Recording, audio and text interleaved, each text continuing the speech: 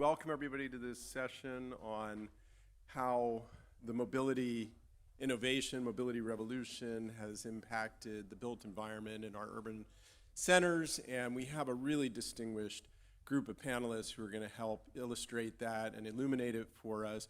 We have from Los Angeles, the Director of Public Transit for the City of Los Angeles, Laura Conejo, come up. We have our very own revolutionary architect and planner, Bernard Ziskovich, come on up. We have our excellent Miami-Dade County Director of Public Housing, Alex Bellina, come on up. And we have a special bonus. We have Nathan Kogan, who has served as both Miami-Dade Zoning Director and Deputy Director or Assistant Director of the Department of Housing, and he's here too. So we've got our full panel on stage. I'm going to ask each panel, do you mind if I stand at the lectern, or should I sit in the chair? I love standing. For now I do. I'm going to ask each panelist to give a brief introduction of themselves, and then we're going to go into some questions, and then hopefully at the end we'll have a little time for audience questions if there are any. So let's start with Laura. I'm Laura Rubio Cornejo. I'm the General Manager of the Los Angeles Department of Transportation, where I oversee the mobility of approximately 4 million Angelinos and all of the guests that come into our city. Under the Transportation Department, we are responsible for everything from street operations, project development and delivery, as well as transit operations. Thank you for inviting me here today. Thank you for coming. Bernard? Hello, everyone. Bernard Ziskovich. I'm the founder of Ziskovich Architects. We do urban design, architecture, interior design in multiple offices around the country, and I'm very happy to be here. Thank you. Alex?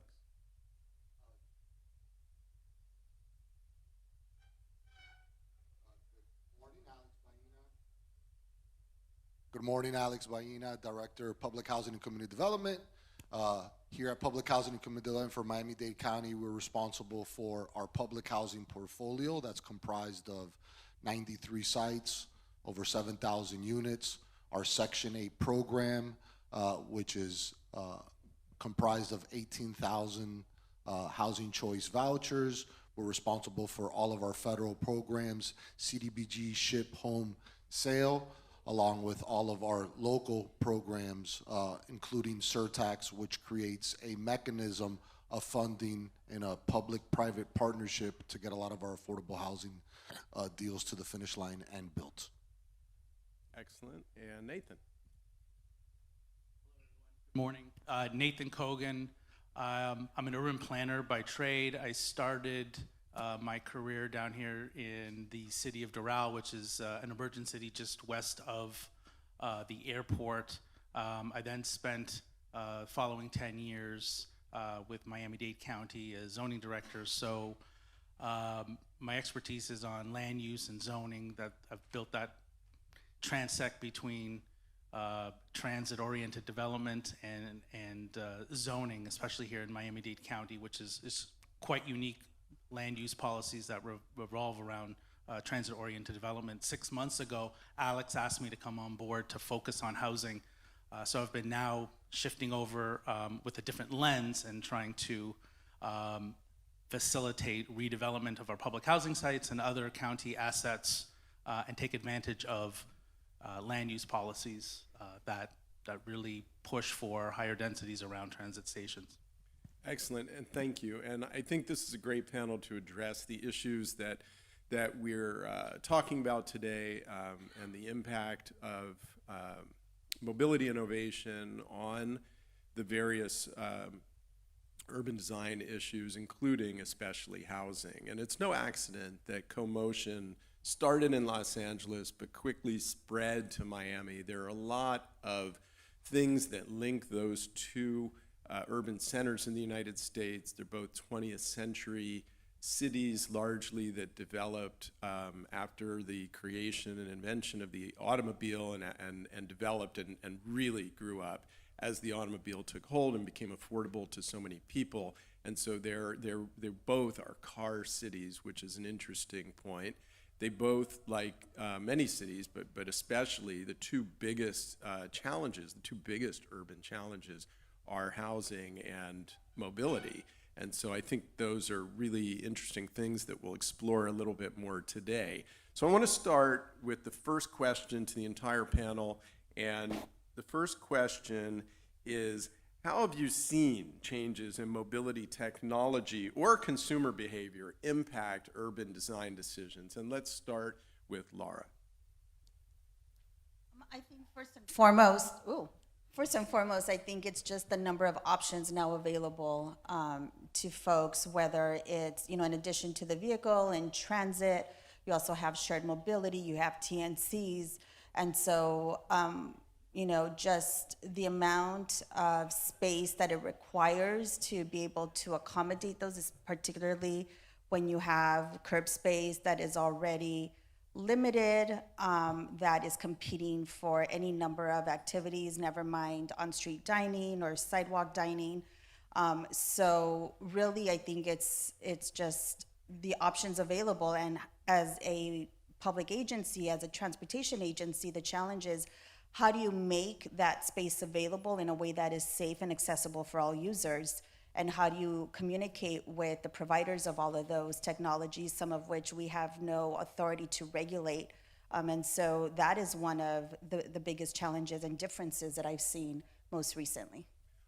Just real quick follow-up to you on the authority to regulate piece of that. Is that a challenge that you think that your government, your elected leaders are looking into to try to improve the authority to regulate? Absolutely.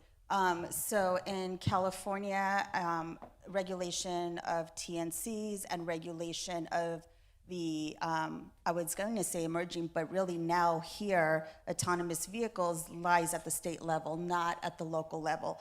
And so we have no real way to understand how those mobility options are moving within our city, which really limits our ability to be able to provide the space, to plan accordingly, to communicate with them. But it's absolutely something that our leadership in Los Angeles is pushing for, to have some sort of local regulatory system or permitting system that allows us to better understand and coordinate the movement of those options. All right, excellent. So same question to Bernard. What have you seen in terms of how mobility innovations and consumer behavior in recent years, let's say over the last 10, 15 years, has influenced design decisions and or the planning decisions for the built environment? Well, I think it actually occurs in two different ways. I think the beginning is the planning, and I think there's no doubt that planning, changes in zoning, the idea of transit-oriented development here in Miami, the new projects that are being built along the transit hubs, all of that is really having a big influence because people are choosing to move close to where the transit connections are. In terms of the way it's affecting urban design, I feel like we're always playing catch-up. There's only so much space in a right-of-way, and we're not able yet to figure out how to implement these total variety of modes into the right-of-way so that we actually get the transit supporting the new housing. I feel like we're kind of in a herky-jerky process, and I just think it would be better if we could look at all of these issues all at once so that we could begin to see the influence of urban design on housing and transportation, while transportation is looking at how to support the development of the housing. Because, we're basically going to be filling the private sector with, in this case in Miami, because of all the new density that's coming, just an enormous amount of people, and they're going to go out on the street, and nothing's really going to be different yet. So I think that the planning has had a big influence, but we're playing catch up on how we do the urban design. the transportation piece. Very good. So Alex, from your point of view, how have you seen transportation and mobility innovations and consumer behavior impact policy decisions for housing? So it's critical. One of the unique things that we did here in Miami-Dade County before Live Local was a thing, right, is that we did an RTZ overlay, which allowed rapid transit zone, which allowed increased density around our nodes. Miami is very unique because our wonderful planners, when we were building, thought that Miami-Dade County would end at Dadeland and end here in downtown. Right? It deals with this all the time. So what this is allowing is we're trying to create more points for our nodes in terms of rail, but bring families and households closer to our transportation options is critical. Specifically when you're dealing with affordability, Miami, not only are we the most expensive, depending on what data point you're looking at, right, most expensive city to live in the United States, but vehicles are also expensive. And if you could bring mobility and communities closer to those transportation nodes, instead of maybe having two vehicles, maybe you only need one or none at all. So we're really focusing in on making sure that all new developments that are being built on, the land that we have, which is very scarce, around all of our transportation nodes, that we're making sure that there is an affordability and workforce component attached to it, because if not, we'll run out of that. I'm interested in the quick follow-up to you is that it seems to me that the cost of land itself in South Florida, and I'm sure in the Los Angeles area, is the biggest impediment. And whether the county's developing it as a county housing initiative, or there's an opportunity for the private sector, there's money available to develop affordable housing, but when you add in the cost of land acquisition, it becomes prohibitive. And land acquisition close to transit nodes, land acquisition close into the urban core are extremely prohibitive. So as you're looking outside of the circle of those areas, how do you make decisions, and how much is transportation influencing those decisions when you have no choice but to be away from the nodes and away from the center? Very good question. It's interesting. I was talking about this prior to this with Sunless here. The land is our biggest challenge. We have the Atlantic Ocean to the east, as I always like to say, and the Everglades to the west. Alligators and sharks, right? And there's only a certain area where we could build, we can't build ourselves out. So as we're building our communities outside of our transportation nodes, we're looking at different methodologies of bringing services and transportation. We have partnered up in one of our Choice Neighborhood Implementation grants with a company called Freebie, which they bring, transportation to specific areas, which then allows us to replicate that throughout the county. But it is a challenge, but it has to be self-sustaining, and not only the county is really focusing on how do we bring services outside of just being here in downtown Miami. That allows, if you could bring services to, Kendall, to down south, other areas of our community, so not everybody's coming east in the morning and west in the afternoon, and that's critical on how we're looking at it from a county perspective. Excellent, excellent point. And for those who don't know, Freebie is basically a startup that was an advertising company that was rolling billboards, and then they wound up being a huge market for transportation, and they seized it, and they're everywhere down here, and I know they're in other communities providing a very cost-effective solution from what I can tell. So Nathan, last on this question, what have you seen in terms of mobility innovation and how it's influenced urban design decisions, with an emphasis on your background, which is really in the regulation side of things? I'll take this from two different perspectives, one from a larger policy and how it affects redevelopment, but also from a micro level. So what's interesting about Miami-Dade County and our regulatory environment is we've got 39 municipalities and a whole bunch of unincorporated area. We have about 1.5 million people in the unincorporated area and 1.2 million in the incorporated area.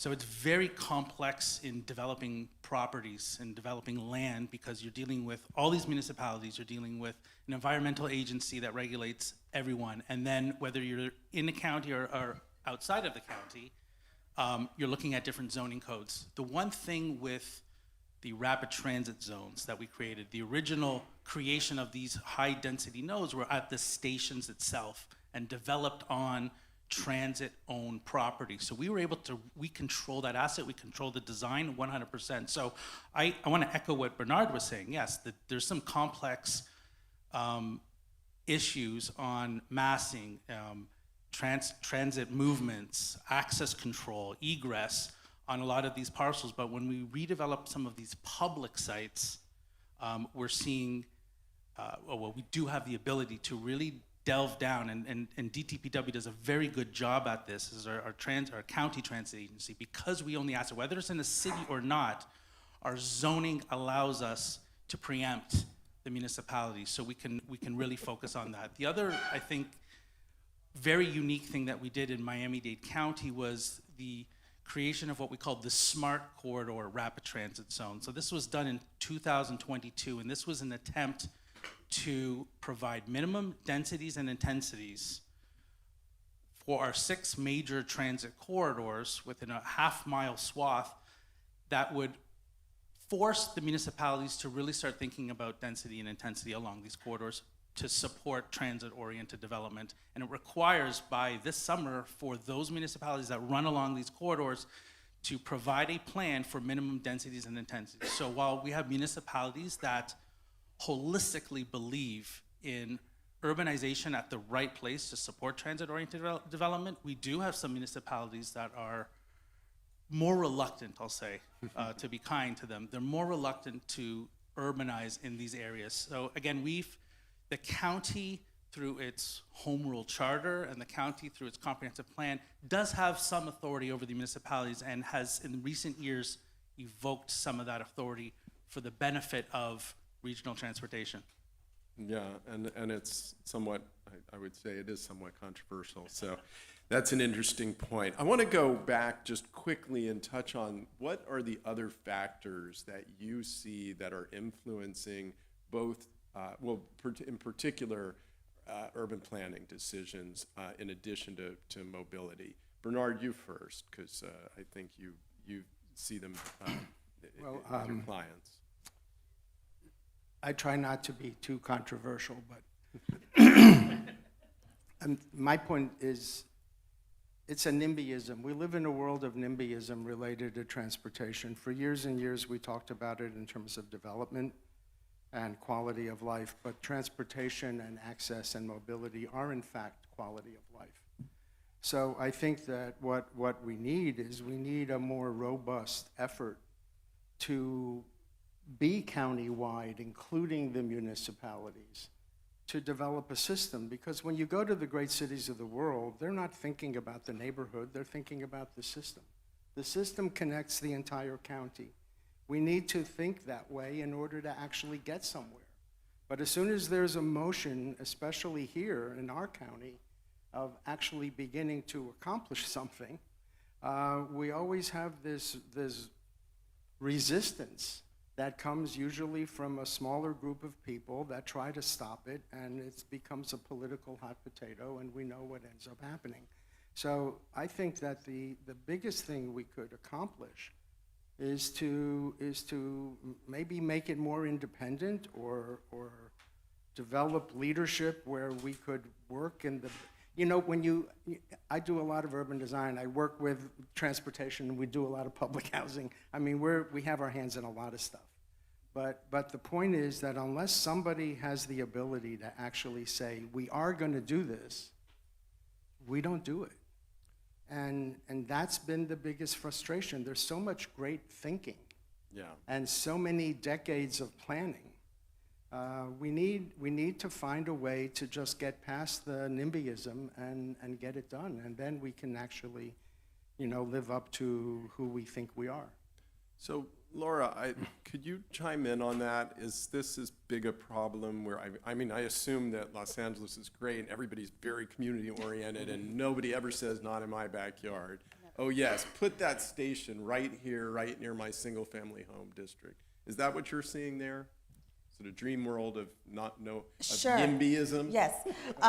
Well, I would say over time, attitudes have certainly changed, but there are still pockets where individuals don't want to see urbanization or dense housing. What I will say is that the biggest change throughout California, but I'll speak to Los Angeles, is really the mandate of how we measure and evaluate the impacts of any development.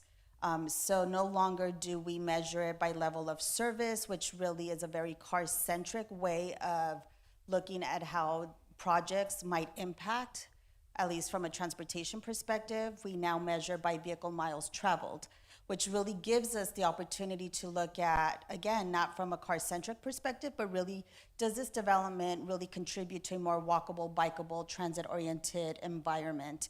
And so any conditions that we place on developments are really geared towards improving that type of environment.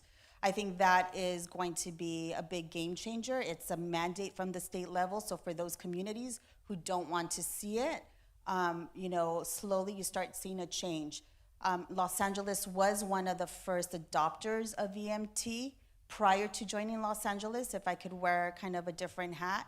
I worked at a city which was the first city to have adopted it.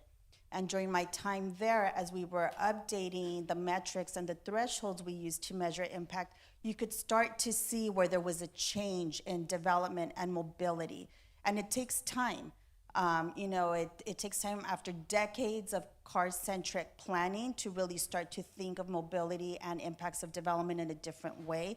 It takes time to start seeing the real fruits of that new way of looking at how housing and the public space and the street and mobility all intersect. I want to follow that up, but before we go to Alex and Nathan, I've noticed that often when there are transportation decisions made that might disfavor car travel in favor of bicycles, pedestrians, or just creating dedicated bus lanes, it's similar to NIMBYism. It's don't mess with my car. I have to drive this road, and I don't have the choice. I can't just take a bicycle to where I have to go. And how are you dealing with that?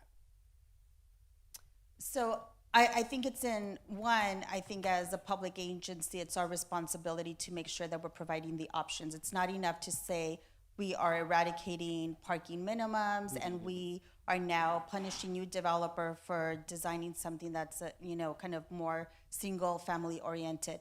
We have to also provide the transportation options, whether it's enhanced transit services that are just as competitive, just as efficient, and really lately just as safe as hopping in your own vehicle, but also providing a network that is comfortable and safe for people to walk and bike in. And so, it's, as a public agency, it's our responsibility to do that. But also, I think developers have a responsibility. I understand from a private sector, oftentimes your goal and you're driven by different metrics, but really there's a social responsibility to be mindful of the environment.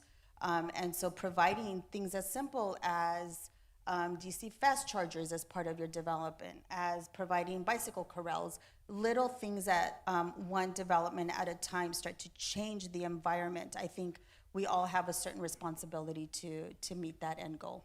All right, and so Nathan, you're dying to add to this, and I wanted you to focus specifically on whether the types of things that Laura was talking about that are more alternative to car type of innovations that can be designed into projects is something that you're seeing more of, advocating more of. Is the county doing more of that? Yes, and we do a lot of that with our more, I guess, unique zoning codes for what we call urban centers.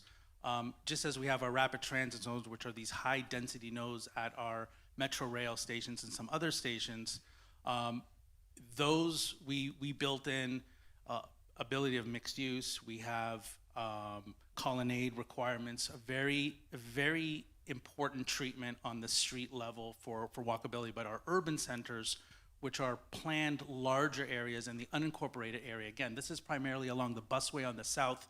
We do see a little bit in the north as well.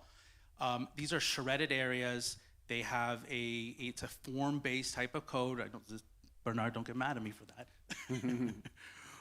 We have some discussions on form-based, whether it's appropriate at all times, but it's in a way where it provides for these higher densities, but on the way that we treat our roadways, our ability to get to transit with covered walkways, additional landscaping on the street, we actually provide in our zoning code a street section which dictates how bike lanes, on-street parking, median treatment would be characterized. Normally that's just left up to Public Works, but we've added that into the zoning code, and it's very, very specific.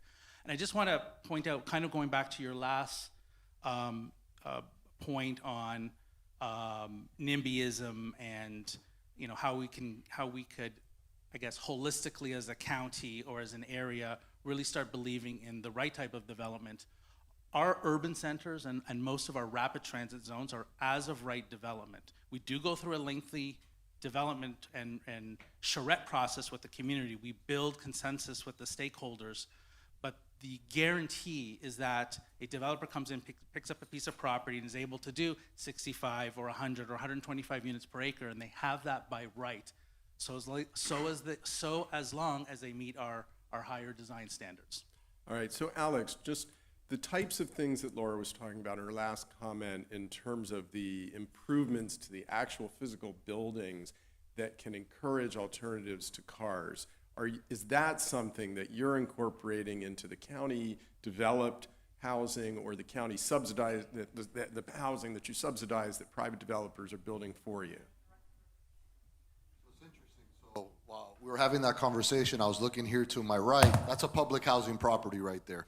Harry Kane, the last public housing property built here in Miami-Dade County. And one of the issues that we've always had throughout the years, so we're way ahead of our time, right, was that it has absolutely no parking, right? And we are in conversations right now with Miami-Dade that we'll be doing something together with them. But yeah, absolutely. One of the problems that we have here in Miami-Dade, and those that are from Miami-Dade know that us Miamians love our cars, right? And it's very difficult for us to give up our vehicles. Even though we do provide the resources, there is a lot of angst still with our public transportation in general, right, at large, because of our cycles of weather. It could be sunny right now and it could be pouring rain in about an hour. So one of the things that we're really focused in on is not only creating that environment where we have reduced parking, we have EV stations, we have other nodes in terms of creating that mobility, but we're also looking on creating a network on how we bring services more to the community as well, right? It's not all bricks and mortars, as they say. We need to ensure that we have a network, especially we have a large elderly population that we serve specifically in our public housing portfolio, that because where their locations are at, we need to make sure that we are partnering up not only to bring services to them, but as we do redevelopment, to ensure that we have more footprint to create more housing versus parking, because that's a big dynamic. And are you trying, I read something, or read a book, and it mentioned a kibbutz in Israel where they just had a garage that had electric cars that anybody could check out, and any resident could check out and use as they needed to do it. Is that something that you would consider in a housing development where instead of having a garage to park your own car, you only have a garage for the shared use vehicles and the shared use bikes and scooters? Very interesting, right? So a few years back, I think it might have been in this one or another one, but that concept came up, right, where we're seeing the way that the auto industry is going now, that it will be, instead of you owning your vehicle, you'll have like a leased membership. So you'll have a garage where if you want to drive a Ford one day, you can. If you want to drive a Tesla, a BMW, whatever, and there'll be shared structures where you could go, and instead of having a parking garage at an actual property, it would just be a resource where you could go, where you could share a vehicle. I think there's statistics that 90% of the time of your vehicle is sitting in a parking garage, right? It's not even being utilized when you go to work, let's just say. So yeah, absolutely. We're looking at all types of concepts on how we could create more density and alleviate parking structures and actual parking requirements from our developments. So I know I sent you guys a list of questions that I'm not asking, but I think that this is flowing better because we're going from the topics that you're bringing up and each of you commenting on those. But I do want to go back to the original script, which was, we talked about the influence that mobility innovations have on design decisions. Let's reverse that. How are changes in the environment and in the other factors that influence design influencing mobility policy decisions? To you, Laura, specifically, because you're on the mobility policy side. I will say that one of the pieces that is fundamentally missing is really about how the capacity we have at the local level to understand where the different mobility options are in terms of, and I'll circle back to that in a minute. I think, from housing to mobility, I think it really comes down to what I had mentioned before, making sure that developers are partners with us in providing those mobility options, that when we stipulate certain conditions for bicycle infrastructure or design for wider sidewalks and allowing easements and so on and so forth, I think really kind of going above and beyond and understanding the end goal is to create a more walkable, safer environment. But I think really fundamentally what's still needed is being able to have the data and understand how all of these different technologies are operating within our shared space, to be able to be responsive to that and really be able to communicate that with developers. If we want to have a TNC loading zone, being able to do that from one side, having the information of what those pickup and drop-offs look like, what those mobility trends look like, and then being able to share that information with the developers so that they can plan for that and accommodate that in their development plans. Okay, well, that naturally flows to Bernard. Does that work for you? First, does what she just said work for you? And second, I know you don't have much control over mobility policy. If you did, how would you want to, what different things would you want to see the policymakers implement? It's ironic because I mean, first of all, I wish I could control that policy because, magic wand, I could just be the emperor and have it done. No, but seriously, what I like to reduce things down to ideas that we can really grasp. What we need to recognize is that the same plot of land that used to be a 1 or 2 story building can now be a 70-story building. And the same plot of land that is the right-of-way does not have an opportunity to grow. We can't increase a right-of-way. So all these years, I've been developing this thought that the right-of-way is actually open space. And the open space of the right-of-way needs to be considered according to the density that it's trying to serve, which is why I said that I wish that we had a singular policy. Because if we have in Miami, downtown, by the way, is a 60-foot right-of-way. That is tiny for a city this big.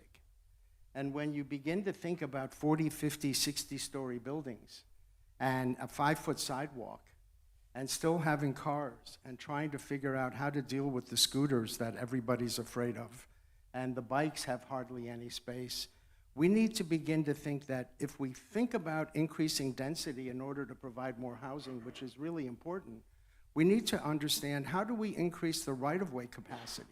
The right-of-way capacity cannot be increased by just putting more cars on the road. And it's also a terrible quality of life. Who wants to sit in bumper-to-bumper traffic forever and ever and ever? It's driving people out of the urban areas. There's now a flow out of cities because people would rather go to second-tier cities.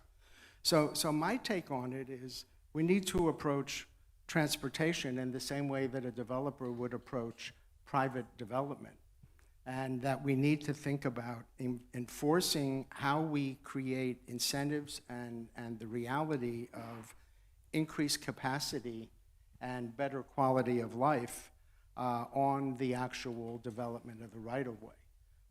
The regulatory pieces that are spoken of are really good, and they're very important, but they're very incremental, and they're not moving at the same rate as the development of the city itself or the parcels.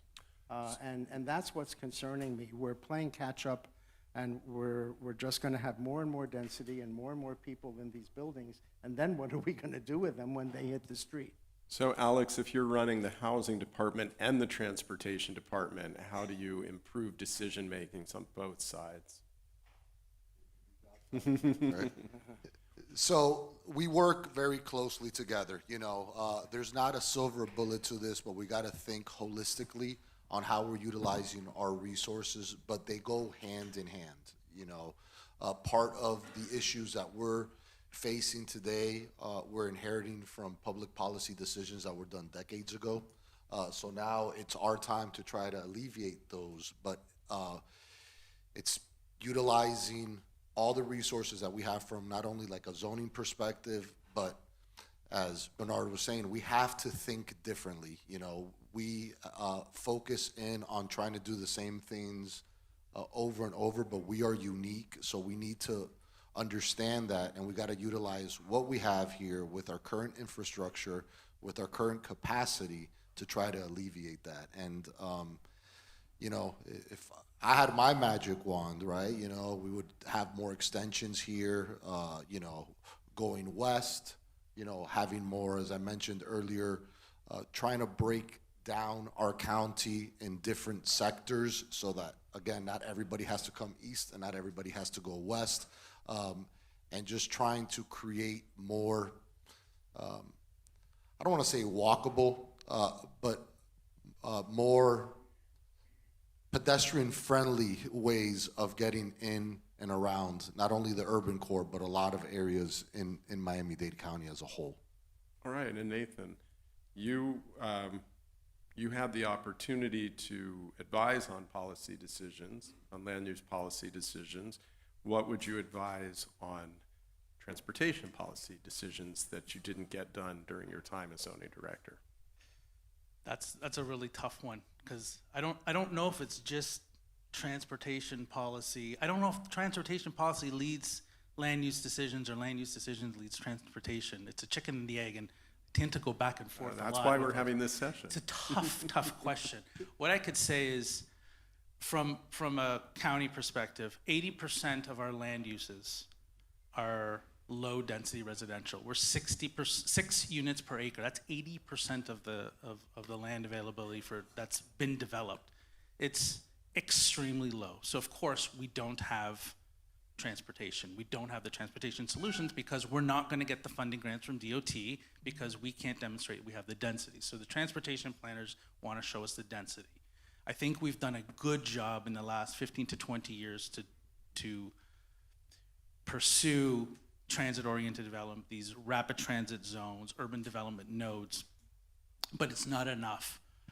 Great cities, you walk out of a great city, you've emerged is when you can step out of your hotel or your office building or your residential, your house, and you could raise your hand up and flag down a taxi. You can't do that in Miami. And that's goes to the overall density of the county. I think what we've done and we've looked at is by right intensification in some of our lower density areas where with the provision of workforce housing, you can do 2 or 3 units on a single family lot. We've also enacted a mobility fee. So since the 80s, the county has had a roadway impact fee, which is an impact fee assigned to all development in the incorporated and unincorporated areas, which just goes to the expansion of our roadways. We've converted that to a mobility fee, which is it combines roadway impacts or fee to fund roadways, but also pedestrian, bicycle pedestrian, and our transit system as well. And it's based upon the amount that somebody's going to pay is based upon their geographic location to transit. So to get into affordability, to allow a developer to build and not have to build parking. Again, parking is $30,000 a spot. That's a big issue. Our codes right now don't require parking at most of these. Yeah. We don't require parking at most of our transit, our station areas, and we have a kind of a hierarchy of parking ratios. The closer you are to transit, or if you're providing workforce housing, the less parking are required. We very rarely see developers take advantage of it. They may reduce it by a couple %, but they just can't do it yet, even with all the policies, and that goes into housing affordability. So I think we're on the right track.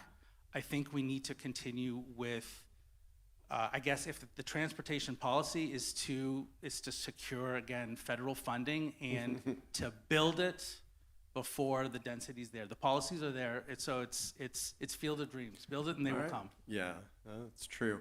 We're at time, and unfortunately we didn't get to talk about cycling, which is my favorite subject, so hopefully somebody's gonna tackle bicycle mobility in a future panel. I want to thank this group of panelists. I think you're so well informed and so innovative in your thinking, and I think it led to great discussion and will lead to many greater discussions. I also want to thank Anna and Anna, who were our Sherpas and made sure that we put together a great panel and rehearsed and prepared for this and prepared us for it and set it all up and made it perfectly seamless. And I want to thank all of the attendees of CoMotion who make this worth doing. It's great to have you here, and it's great to be part of the discussion. Thank you very much.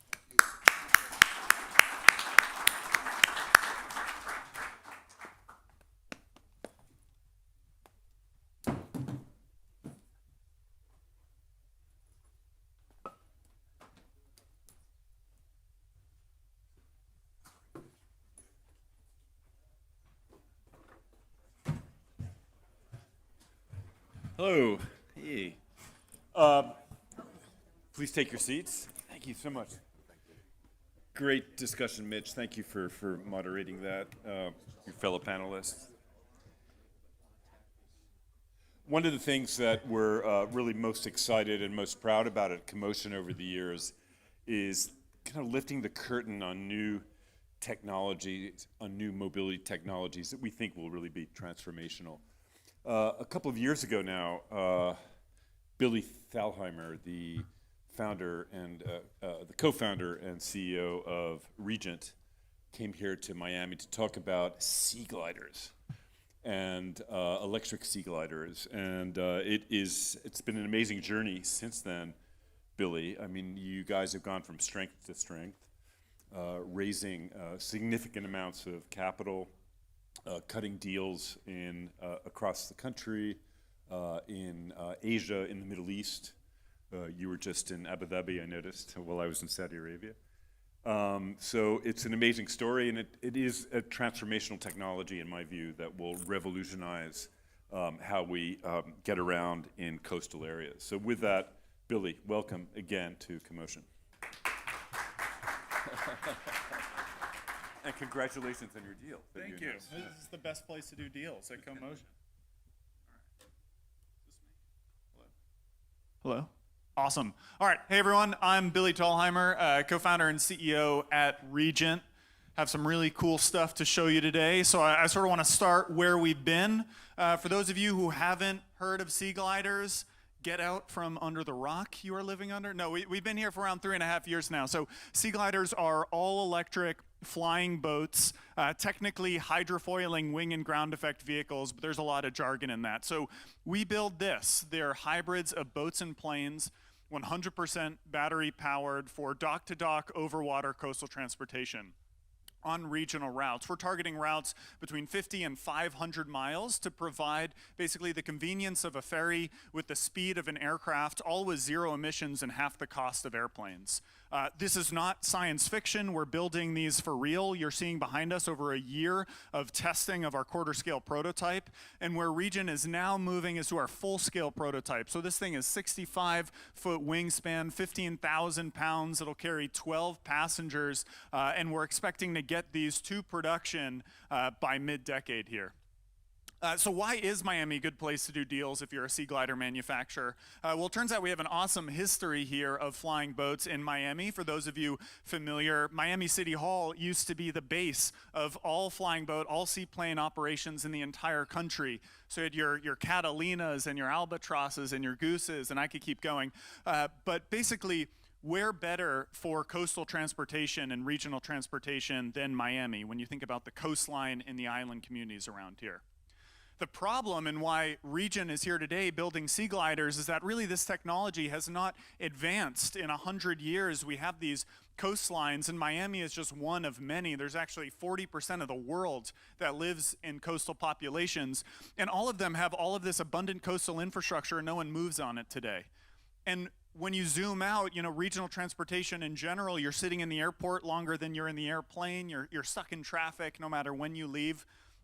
I'd love to see high-speed rail, but it's just prohibitively expensive to build worldwide, right? So we need a new solution because the airplanes of today look a lot like the airplanes did in the 1950s, and the cars of today look a lot like they did in the 1950s, and the boats of today look a lot like they did in really the 1900s. So there has been not a lot of innovation in this space, and really to solve this regional coastal transportation need, we also need a new mode of transportation for the 21st century.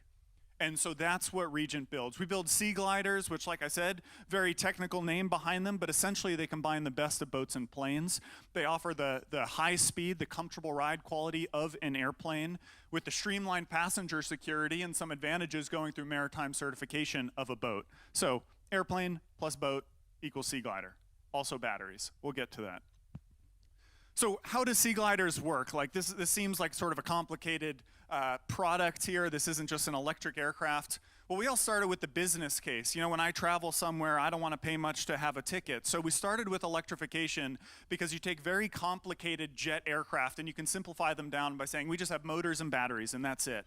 So when you compare our 12-passenger Viceroy sea glider to planes that are flying today, it's actually half the cost. So better service, half the cost. The problem with batteries, and if you're in this space you'll know this, is that you can't go very far. And so that's where sea gliders are different. Sea gliders fly in this aerodynamic cushion over the water called ground effect, the same phenomenon that pelicans fly over. It's incredibly efficient, and this is what gives sea gliders our long range. So when you look at some of the advances in electric aviation today, you might take an eVTOL, a vertical takeoff, maybe goes 50 miles at the end of the day. You can get a little more range if you take off like a conventional aircraft, but you need this reserve fuel. Sea gliders can go twice that far, 180 miles with existing battery technology. Now, the problem with building anything that takes off and lands on the water is waves, obviously, and so now we're using the latest in maritime technology called hydrofoils to lift the vehicle off the water to deal with those waves. So we have a vehicle that floats, foils, and flies. There's a lot of detail there, so I'll show you how this actually works on our real prototype. So you start off floating. You're a boat just like any other boat. It's easy to get to. You walk onto it. You don't need to take your shoes off as you go on TSA. You just hop on the boat. As you leave the harbor, leave the marina, you rise up on the hydrofoils. Our full-scale vehicle has 5 feet of wave tolerance. So basically, if you don't have a hurricane, you're operating. As you come up to speed, you go through the harbor. You don't feel the waves at all here because the foils are automatically controlled. And then once you get up to takeoff speed, now we're out in the bay. We're far away from land. We take off onto the wing. This is all done automatically by our flight control system. So it's an incredibly safe, multiply redundant system. We retract those hydrofoils so it's like takeoff gear instead of landing gear, and we fly in that ground effect. So that's pretty cool. Turns out that's hard to do. So the problem, and so I'm an engineer by background. I'll get technical for 1 second. Reason why no one's done this before is very difficult to foil fast. You end up cavitating the water, so you boil it, you create water bubbles. And if you try to go too slow on a wing, you end up stalling the wing. This is when planes fall out of the sky. So we said, how do we overlap these two speeds? Well, we do so with what's called a blown wing. So we distribute propulsion over the wing. We're blowing high-speed air over our wing. And for the first time, we can pull back that takeoff speed all the way to our hydrofoil speed, and we can go from one to the other. So until recently, until Regent, you were not able to float, foil, and fly. And we have proven with our technology that you can do that. Now, I like to say sea gliders use sort of the leading edge, but not the bleeding edge of technology, and that's because actually distributed propulsion has been attempted before. But if you tried it with a conventional propulsion system, it's very heavy and expensive because you're using gearboxes and shafts. And so the electric propulsion, the batteries, the motors, the wires between them actually significantly simplifies that proposition. So it's actually an engineering advantage. It's lightweight, it's simple, it's safe, as opposed to just something being green. And so that's actually how we knew early on, 3.5 years ago, when we quit our jobs at Boeing to found this thing. That's how we knew that we had a good design here, because we started with the business case, the economy of batteries. We said we'll unlock the range with ground effect, we'll unlock the wave tolerance with hydrofoils, we will be able to use hydrofoils with that blown wing architecture so we can take off and land. And to create blown wings, we need battery propulsion to distribute those propulsion units, which is exactly where we started. So when we had all these together, we said, hey, sea gliders are probably a good idea. Let's go raise some money. Now, I told you that sea gliders float, foil, and fly. They're not vehicles that operate like this today. So that sounds sort of complicated, right? A human operator cannot effectively maintain this vehicle through all modes of operation. And so REGENT has gone one step further and said, we're going to simplify the controls to be boat controls. You drive a sea glider like you drive a boat, left and right, fast and slow.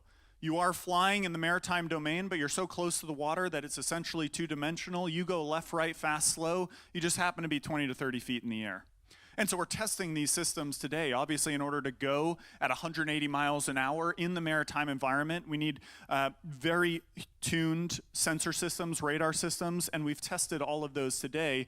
And that's actually part of our maritime certification pathway. So not only will we have maritime boat drivers driving sea gliders, but the vessels themselves are certified by the Coast Guard. And that makes sense because they're very much in the maritime domain. The captains of sea gliders are going to be looking up at sailboat masts and looking up at cruise ships. So it turns out internationally there is a rule set for this. The International Maritime Organization has rules on how to certify these. This definition is also in U.S. statute. It's in Title 46, controlled by the Coast Guard. So no one knows about that, but we found that. The Coast Guard sent us a letter and said, yes, this is real. No one has called us about this ever, but this is a real rule. We will regulate you. And we're actually proceeding down, the most important part, we are proceeding down our regulatory pathway with an agency that will help us do this all over the world. Now, sea gliders are awesome, and I think we've garnered so much commercial and investor traction because of our multiple missions. So we started with that commercial passenger transportation, grew into cargo, grew into tourism applications, grew into offshore logistics with that 180-mile range to get out to platforms, grew into search and rescue, maritime patrol, being able to land on the water, and have a growing use case in defense as well as a dual-use company. So sea gliders can really do any of these missions, and that's where our customer sets lie. I think what's really interesting about this is that the same vehicle, the same sea glider platform can be used really to multiple customer sets. We may have paused the video here, actually. There we go. Awesome. So where are we today? Where is REGENT now? Like I said, we are building our full-scale sea glider prototype, this 15,000-pound, 12-passenger and 2-crewed vehicle. I'm really excited about this. Our customers are really excited about this. What is happening now is we're actually building this with some of the best both boat and airplane builders on the planet. We're based up in Rhode Island building this, where they build the America's Cup racing yachts. You get a sense of the size, the scale of this platform, seeing it under development. We're moving very quickly to build this thing. This prototype will carry humans by the end of the year. So we're moving very quickly to build our 100% carbon fiber, so that means no corrosion vehicle, to put on those propulsion units, the sensor units, get it in the water, make sure everything's safe before we deliver our first production haul, and our first customer is actually in the audience. We're getting really excited because not only the vehicle's developing, the shore infrastructure is developing, so we're going to have a dedicated place to be testing these vehicles. So all of this is getting really real, which I think is, something that sort of sets us out in this industry, is we're about to carry humans on this thing. Now, bringing it back to Miami, so my grandparents live in West Palm, so I've done this route a few times. When there's no traffic, maybe an hour. When there is, up to 2 hours. With the sea glider, we're talking 40 minutes for a cost of $25 and no emissions. So this is basically high-speed rail without the infrastructure required for high-speed rail. That is the benefit of sea gliders. And it's not just coastal. We can go out to the islands. We can go, as battery technology expands, we can service all over both southern Florida and actually up to Jacksonville with the ranges we think battery technology can get to. 3 million passengers a year are flying on those journeys, and sea gliders can service all of them with zero emissions. And so as we think about sea gliders going into operations, we think about how do they work into these multimodal transportation centers, where eventually we'll have electric aircraft and eVTOLs and electric cars, we already have those, and electric boats, and now e-sea gliders, and everyone is sharing electric infrastructure and batteries and charging and transportation. So I said our first customer is in the audience. Stan with Surf Air is in the back there, but we are really excited to get going in Miami with Surf Air, bring this capability to this market, and really excited to have Chair Gilbert here, whom we just signed our MOU with Miami-Dade County to explore this technology. So showing some renders here as to the art of the possible, but what we are all very much hoping is that just as our company over the past 3 years took renders and a concept of a sea glider and have turned it into a real thing, so too we want to do the same with those renders at Port Miami and bring sea glider technology to Miami. Once again, I'm Billy Thalheimer with Regent. Thank you very much.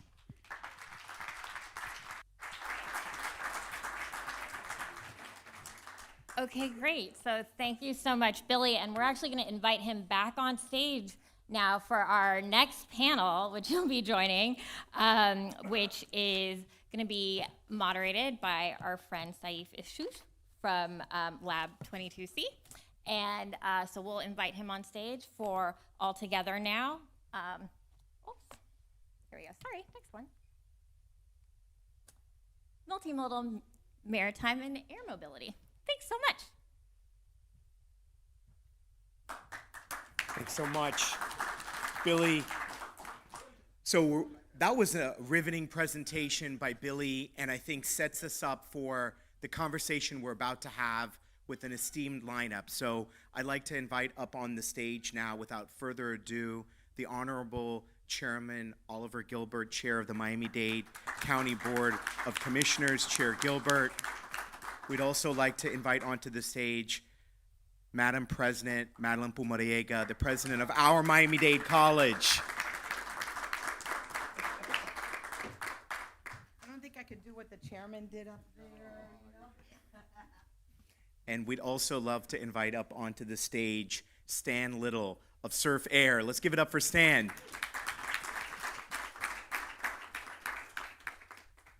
Alrighty, please.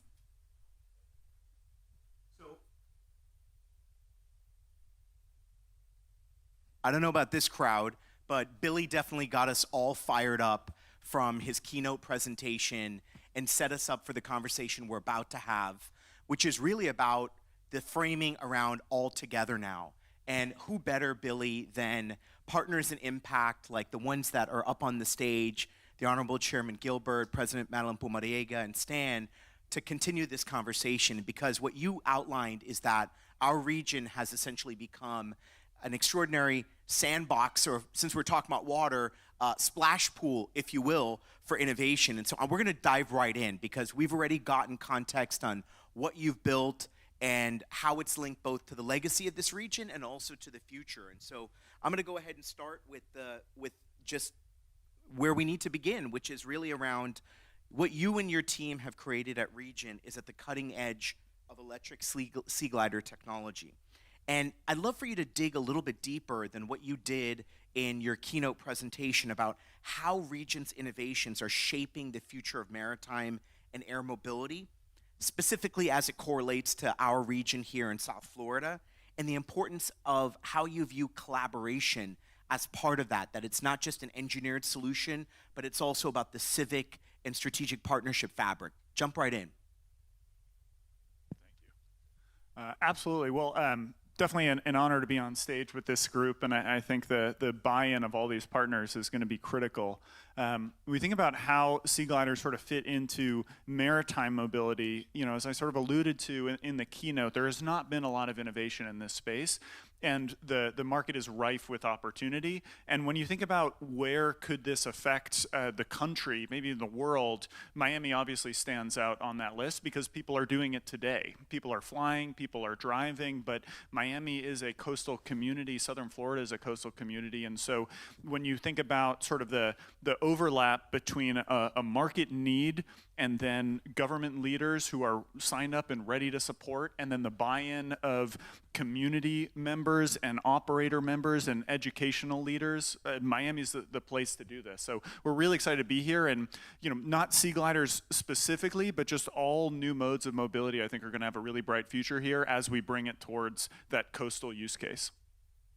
I appreciate that insight. You talked a lot about Miami-Dade County and what you're doing in this region, and the reality of it, we know that our Miami-Dade County is becoming a global leader in clean technology, and that's because of our leadership. And one of those leaders who's been bold and brave in this charge is the Honorable Chairman of our Miami-Dade County Board of Commissioners. And Chair Gilbert, not only you, but members of your team, folks like Jose Espinosa and others, that you've assembled this world-class crew, are very, very much focused from a county perspective in the role that county government can play in supporting an evolving environment for innovation around mobility solutions like the one that Regent is developing. Why has this become such an important area of focus for you and more broadly here in our great county of Miami-Dade County? Well, I think I'd probably start off from the premise that as a general rule, government and communities are scared. We don't actually say that we're scared, but we're actually scared of change. People like certainty, and what they know is certain to them. I am not afraid of that change. So I think back in history when people had horses and carriages and they were afraid of cars. They were afraid, but now you can't imagine not having a car. You can't imagine having an eVTOL. You can't imagine getting in a sea glider. I can. I believe that the future, believe that tomorrow, I believe innovation is undefeated.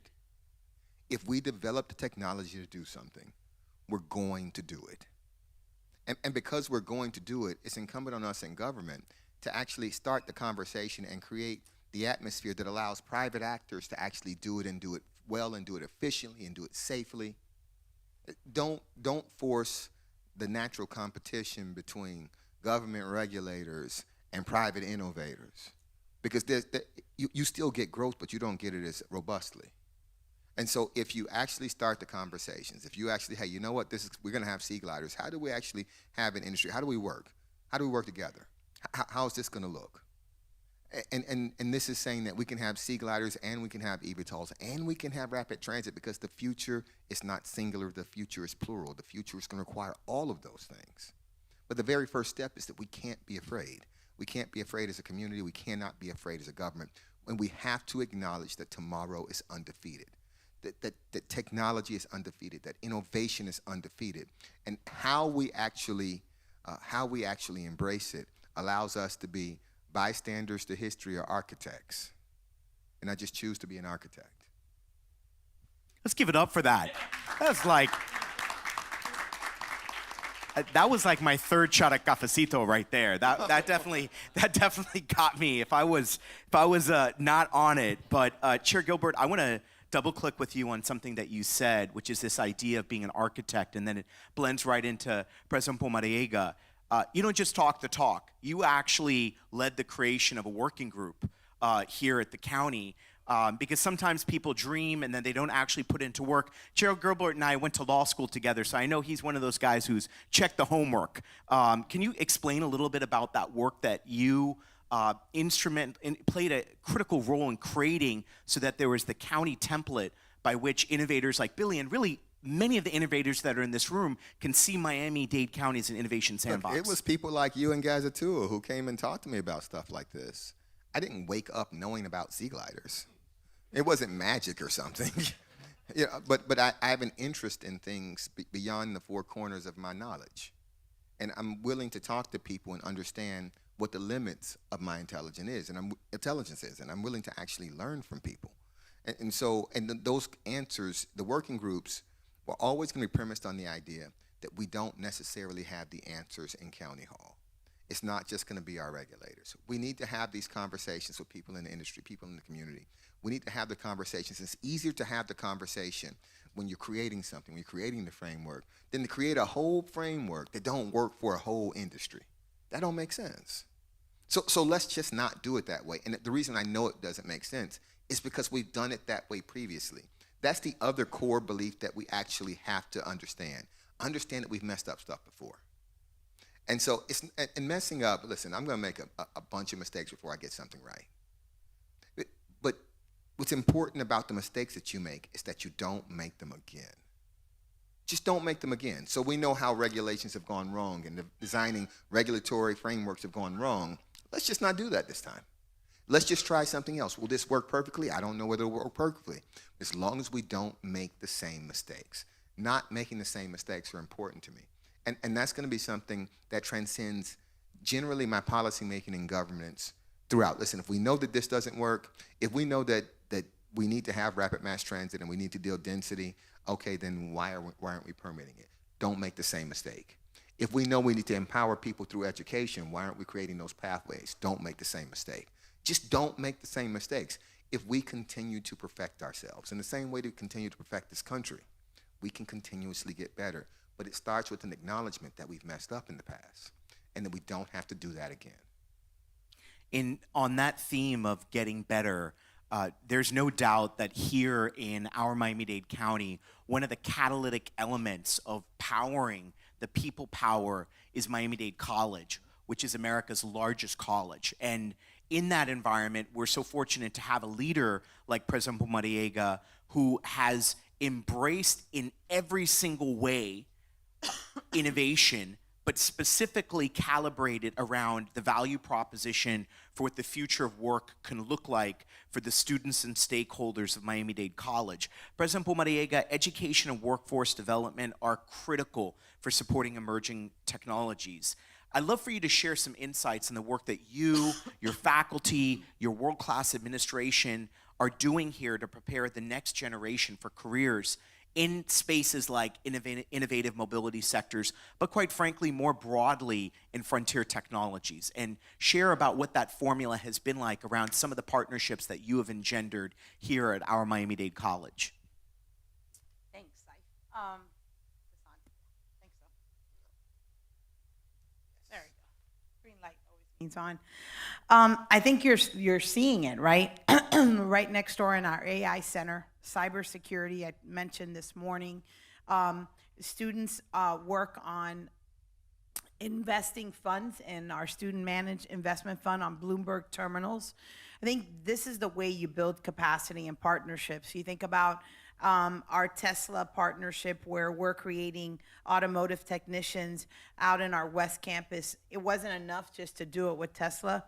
We went to Bean Automotive and Warren Henry and said, how do we create this same apprenticeship program on site for more students to have those opportunities? And we're now into our third cohort with Bean Automotive where, you know, students are earning while they're learning and they're becoming automotive technicians. And when we think about transportation, we have to think about what does the workforce look like for the future?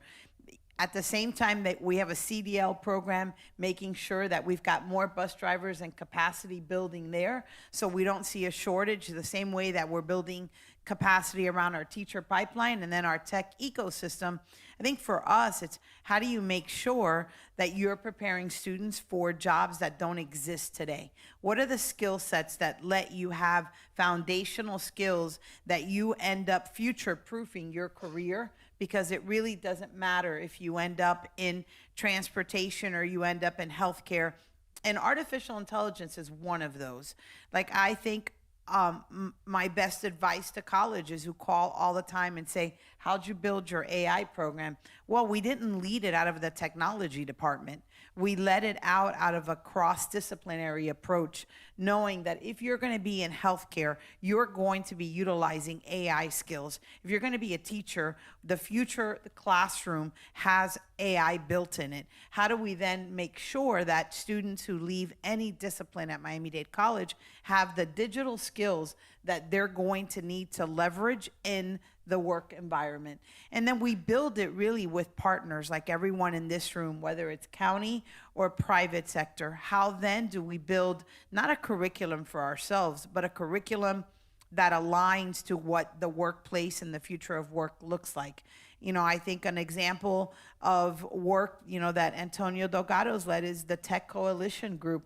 When in 2021, it became clear that Miami was developing and turning into the capital of capital, not only venture capital, tech capital, human capital, all the capital that was happening, we wanted to make sure that there was a coalition, not a committee, not a task force, but a coalition of thought leaders, both private, public, and education, that could help create what we needed to be doing around education to have a prepared workplace and workforce, like stackable credentials. I think the days that a linear university pathway, those are going to be for less students. I think we're going to be stacking credentials. You might come in and get an industry certification that leads to an associate's and to a bachelor's, versus this linear pathway. But have no doubt about it, this is a knowledge economy and a skills economy. And for the unforeseeable future, it's going to be knowledge and skills built on innovation. How then do we make sure that we partner with all of you to have students be ready to live in an environment and to work in an environment and thrive in an environment that's based on knowledge and skills? You know, when I think about ChatGPT, it's democratized information. It is not expanded knowledge. How then do we create and leverage information for a knowledgeable workforce in a knowledge economy? And I think that if we do that, it speaks to a little bit about what the chairman said. We have big opportunities ahead of us to solve for. And so we're going to need the creative. We're going to need the curious. We're going to need the knowledgeable to think about the big ideas that we're going to need to be doing in this community, whether it's around transportation. You heard from Alex earlier, housing and workforce and affordable housing, and then opportunities to level up and to upskill continuously.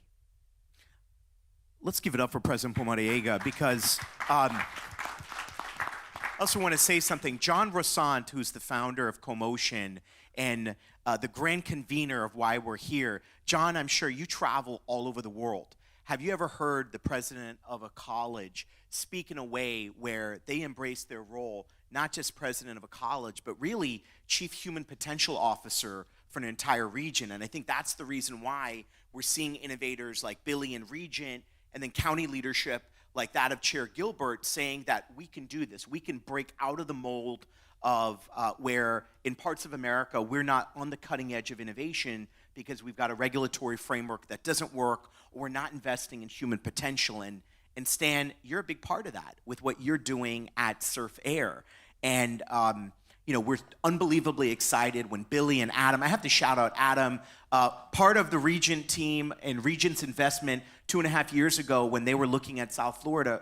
Billy said to myself and Andy, we're going to put a member of our leadership team in Miami because we believe that Miami is the future of it. And Adam, I remember the excitement you shared with me when Stan and Surf Air stepped into the mix to be a strategic partner and operator for Regent in this broader region. And you guys are redefining air travel through membership-based and an all-electric flying fleet. And how do you envision partnerships with other mobility services, enhancing the consumer experience and contributing to what we want, which is a sustainable urban ecosystem? Stan? Well, you know, through our two airline subsidiaries, Southern Airways and Mokulele Airlines in Hawaii, we've been working for several years on electrifying our own fleet of Cessna Caravans. And at the same time, we've been approached by multiple new OEMs, and there are probably a dozen companies out there that are working on 9 to 12 to even 19-seat all-electric or hybrid electric aircraft. And Adam and Billy came to see me, I guess it's been 3.5, maybe 4 years ago. We had said no to every single one of them. We said we're gonna wait and see how things play out, and then we'll decide where to make our move. And these guys came to visit us at our headquarters, which is right up the road in Palm Beach. And I said, that's the idea that's going to work. I think what Billy and his team have come up with is really brilliant, because if you look at what are the factors that really make our job as a commuter airline difficult these days, that being cost. You look at the costs and where they've gone, it comes from the cost of jet fuel, the cost of maintaining a combustion engine, the cost of the pilot shortage that we're all aware of, because you all know that it takes 2 pilots to fly our 9-seat aircraft, and it takes 2 pilots to fly American's 777 that is a 300-seat aircraft. So you can see where the economics are going on that. So when they came to me and said, Stan, we're not pitching you on a new commuter airplane, we're pitching you on a flying boat. And the first thing I thought was, aha, I don't have to have pilots for that. I need skippers, captains, I don't know what we're going to call them, but they're not going to be airline pilots. So it's a great way to create a job for someone who doesn't have $100,000 to spend on flight school. And with the technology that they've built in, it's really going to democratize the job opportunities and the career path there. And Miami-Dade's going to offer it. I sure hope so. I hope we're going to have a simulator. And we're going to have a simulator right here. In fact, I have flown the simulator. I was up in Newport when they unveiled the prototype last spring. I guess it's been a year ago last month, right? So I was pleased to get to speak with Billy up there, and I got to fly the simulator. My 5-year-old got to fly the simulator, so it is not quite as complicated as an aircraft, and I think that's one of the great things about it. The fact that it's regulated by the Coast Guard hopefully is going to mean that it comes to fruition and to certification quicker, because there's not as nearly a backlog there as there is at the FAA. It's not going to consume any jet fuel, so we're going to be looking at charging stations instead of having to buy jet fuel. And then if you look, what was the other one? It was maintenance. If you look at the number of moving parts in a combustion jet engine versus the number of moving parts in one of your 8 motors, and we have to start, I have to get on the people at our headquarters. We're not talking about engines, we're talking about motors when it comes to this. It's a magnet and some wires, right? So the maintenance cost, which is skyrocketed for operators like us in the post-COVID era, is also mitigated. So you look at every factor that drives an airline and what we charge for fare in the places that we select as our routes. All of those have been mitigated. And if you want to drop down even to the next factor, what's the next expense? Airport rent. You know, one of the gates out at Miami International can accommodate a 777, or it can accommodate a 9-seat Caravan or PC-12. That's why we can't fly from Miami over to Fort Myers or Miami down to Marathon like you used to have a few years ago. The costs have been driven too high. Now that we can go out of the port, or pretty soon we'll be going out of the port, it's going to, I really think, transform Miami not just from being the air hub of the Americas, but into the sea hub of the Americas, and not just for cruise ships, but for locals who need to get from point to point. Well stated, Stan, and this idea of being a sea hub, and you talk to this notion of partnerships and leaning into our marine infrastructure. I just want to tell a quick anecdote. About 2+ years ago when I met Billy, as you know, he's too humble to say it. This guy is a serious MIT engineer guy, and I have like a PhD in cafecito, so we were having coffee in the Grove, and I said, Billy, explain to me one more time what you're doing. And he's talking about ground effect and all this stuff, and I'm starting to get glazed over. He said, Saif, we're building flying boats. And I said, well, Miami is the place for you to be doing this, because we've got the collaborative and civic infrastructure for you to do exactly what you're doing. And I think that that's come to bear right now very rapidly over the last 24 months by inking a strategic partnership like the one that you have with Surf Air, the leadership of the county, and of course, having a human capital partner like Miami-Dade College and others in this region that are all in. What are the challenges and opportunities you've encountered in building these types of relationships? Because you all are global, you're in pursuit of opportunities all over the world, you've created an extraordinary framework in the great state of Hawaii. What does that look like, and how are you overcoming these challenges in the markets in which you're building, like here in Miami-Dade County? Yeah, I remember that conversation well. I remember the other thing you said was, everyone in this space has the pedal down through the floor. And so if you want to be successful, you need to build and you need to go fast. And so that's what we've been doing since. It was about 2 years ago. That was sort of when the concept of a sea glider was mostly a render. And so as we're moving fast, moving through Coast Guard certification, building the prototype, I think as we start to get towards market now, the challenges and the opportunities are really the same, right? The point is that Regent can't do this alone and put a sea glider in the water and say, okay, let's do it, right? We need an operating partner that brings decades of experience moving people, ticketing systems, customer interactions, that has the trust and also knows where to go. We need government leaders who can say, yes, we are open for business here. You can put that sea glider in this plot of water and we're going to be good with it. In fact, we're going to support it and we're going to create a framework for you to come out. And we need people to operate the sea gliders and maintain the sea gliders and work at the docks and the chargers. And those chargers are not just charging sea gliders. As I talked about in my brief, those chargers are charging cruise ships, which is happening right now. Those chargers are charging electric boats. Eventually, they're charging eVTOLs and other electric vehicles. And so there's so much training that human capital part cannot be understated. It's a critical part. We're talking about a transformational new technology, and so you can't transform without also transforming your people.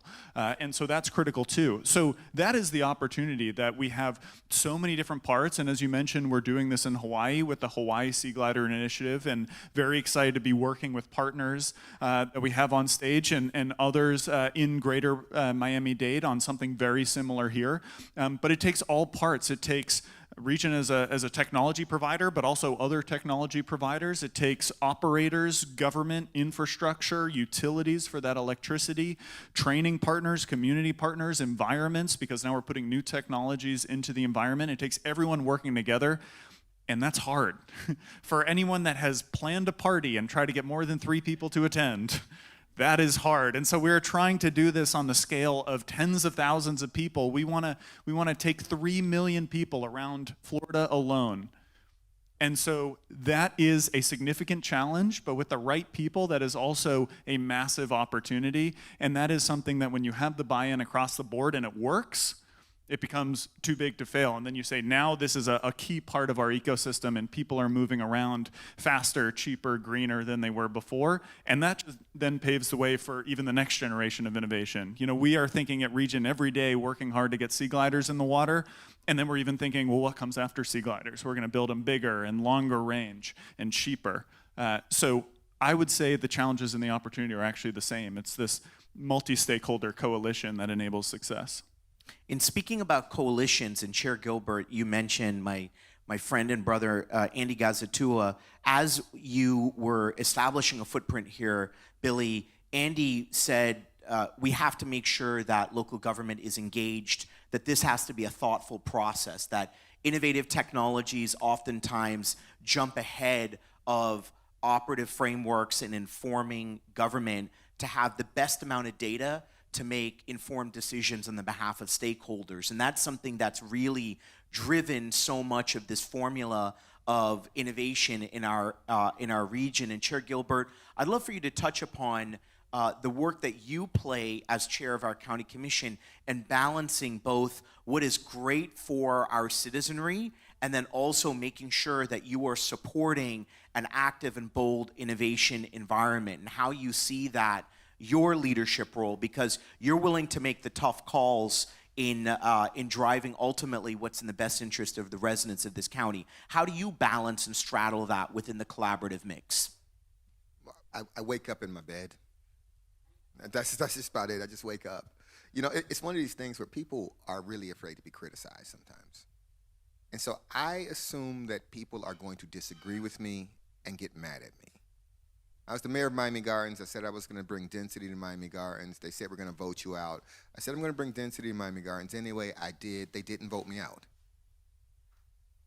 So you have to be comfortable in who you are in your own skin, and don't assume that just because we have broader conversations that everybody's going to agree. Sometimes people are going to disagree. That's not going to stop the sun from rising. It's not going to stop tomorrow from coming. And so I would like to build consensus, but really what I want to do is build awareness. So I want you to know that these things are possible, and I want you to know that these things are these are the directions that we're going in. When we have elections, we choose, and a lot of times we trivialize what elections mean. But in a broader sense, what we're meant to do is actually choose people not to agree with us all the time, but based on a set of values and a vision, and then trust them to go forward. You don't get to micromanage every decision. You don't get to do that. That's not the nature of the founders of this country. Didn't say they wanted a democracy. They called democracy a mobocracy. What they said was they wanted a representative republic. And that's what we have. I take that very seriously, and I understand that folks might not agree with me. But whether you agree with me or not, I think this technology needs to move forward. Whether you agree with me or not, we need to have density along our corridors. Whether you agree with me or not, I believe that we need to have rapid mass transit. Whether you agree with me or not, I think that eVTOLs are our future. They're going to be a part of our future. And us ignoring that will not make it better. Start with the premise when you wake up that you're going to lay down in that same bed and you're going to be okay with your decisions. That you are thoughtful and you've given everything an honest hearing. That you've made the best decision that you can with the information that you were presented. I wake up in that bed, I'm going to sleep in that bed. I'm going to be comfortable because I'm going to do the best I can every day. People elected me, I made no promises. I told them exactly how I thought. I told them how I saw Miami-Dade County and where I saw us going, and they said, okay, we're going to give you a shot. This is my shot. I'm going to take it, and it's going to be fine. And if not, Saeed, if you and I went to law school, I'll just go back to being a lawyer and make money. It is what it is. I mean, yeah.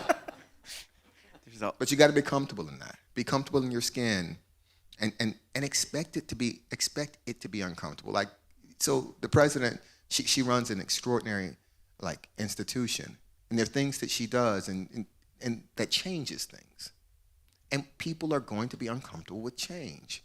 Understand that. It doesn't make them bad, it makes them human. But that doesn't mean that change doesn't need to happen.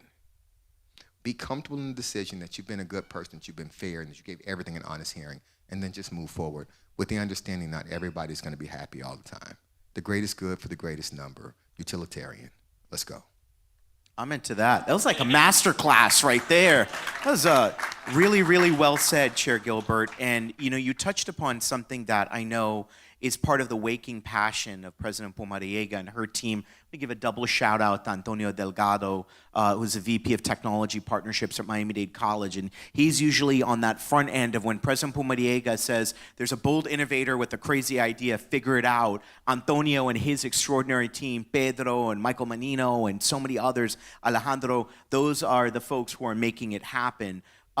Local economies, you care a lot about this, President Pumariega, probably in a more proximate way than a lot of college leaders do, because you see the lived experiences of the extraordinary faculty and students here at Miami-Dade College. How can emerging mobility solutions and also frontier technologies drive that type of job growth and job creation? You mentioned something like our Miami Tech Works Coalition.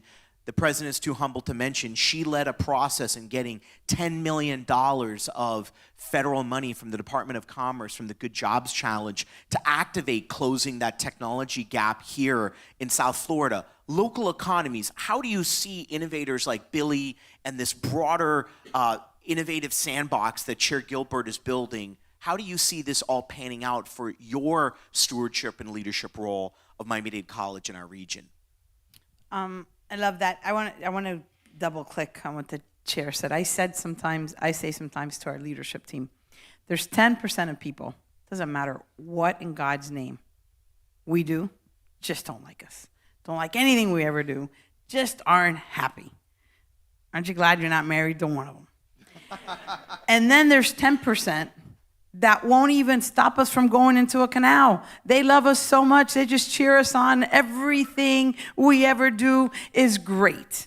And they'll probably lead us into the most epic failure moment that we have, but we need them. And I know them, and I just sometimes go to McDonald's with them because I need to feel good because the 10% just beat me up. Our real work is in the 80%, keeping them out of the 10% on both sides, right?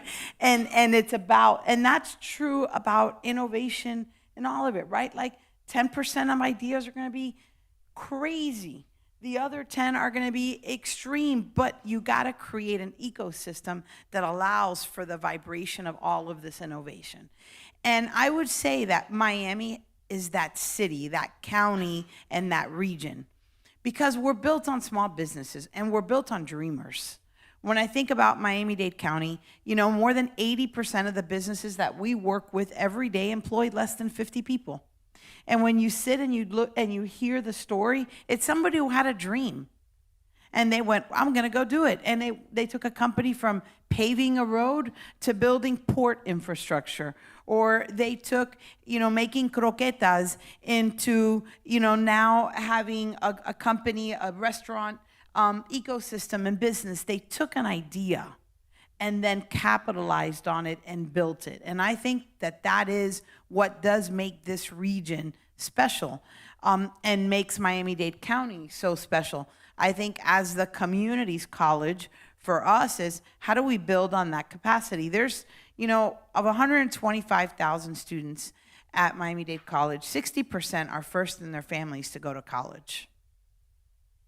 And the number one thing that I love when working with you all, they love the college, Miami-Dade College students. And I say yes, of course, they have access to world-class faculty and facilities and art and culture. But you know what they have that's built in?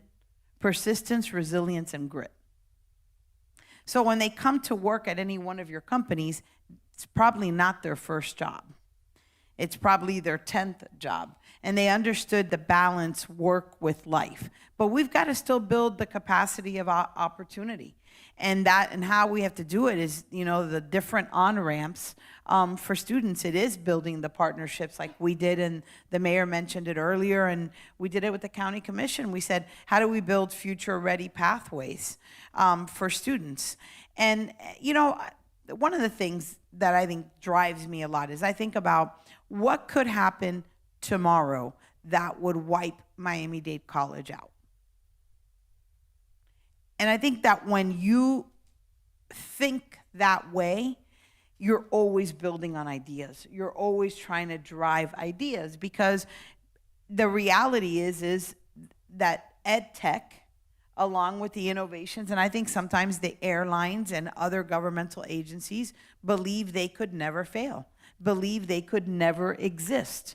And so when you start thinking that way, your thinking gets small.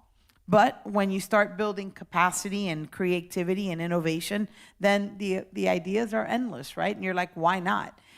Because I know I'm going to provide through that partnership. We signed a partnership with FIFA last week. And what I think about is FIFA is going to provide internships for students. And I think about that soccer club in Little Haiti, that there's a kid there that's going to have an opportunity to be an intern at FIFA whose life is going to dramatically change because of that internship.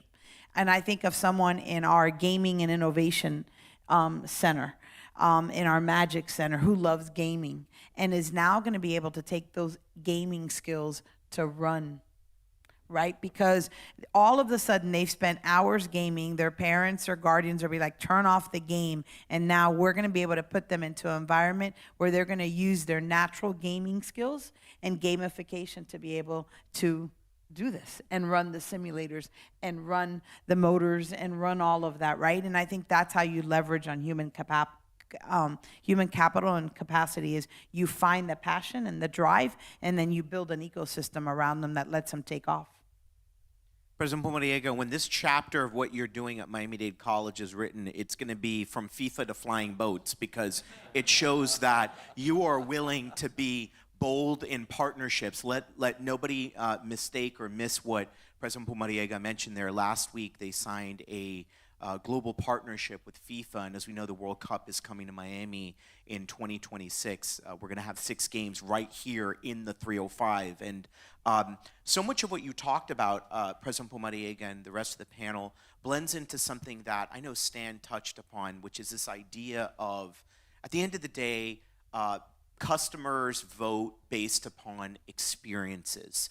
We don't just win markets only on the basis of price, although the technology that Billy and the team at Regent have created really has created a democratizing price quotient for our residents. And we know that in Miami, we have a lot of upside around what's happening. And because of the leadership here, we're also focused in making sure that everybody's able to participate in the economic pie. And Stan, you really think a lot about that at Surf Air. And in what way are you focusing around implementing, including new mobility solutions that are not only innovative, but also accessible, affordable, and enjoyable to consumers? Because we know that your thinking is very much driven around the user experience and the development of your services. Share a little bit of that, because I think for all of us in Miami, we get spoiled. We want to experience really nice things, and I think Surf Air is doing that, but is doing that at a price point that I think is democratizing for customers across a wide range of income bands.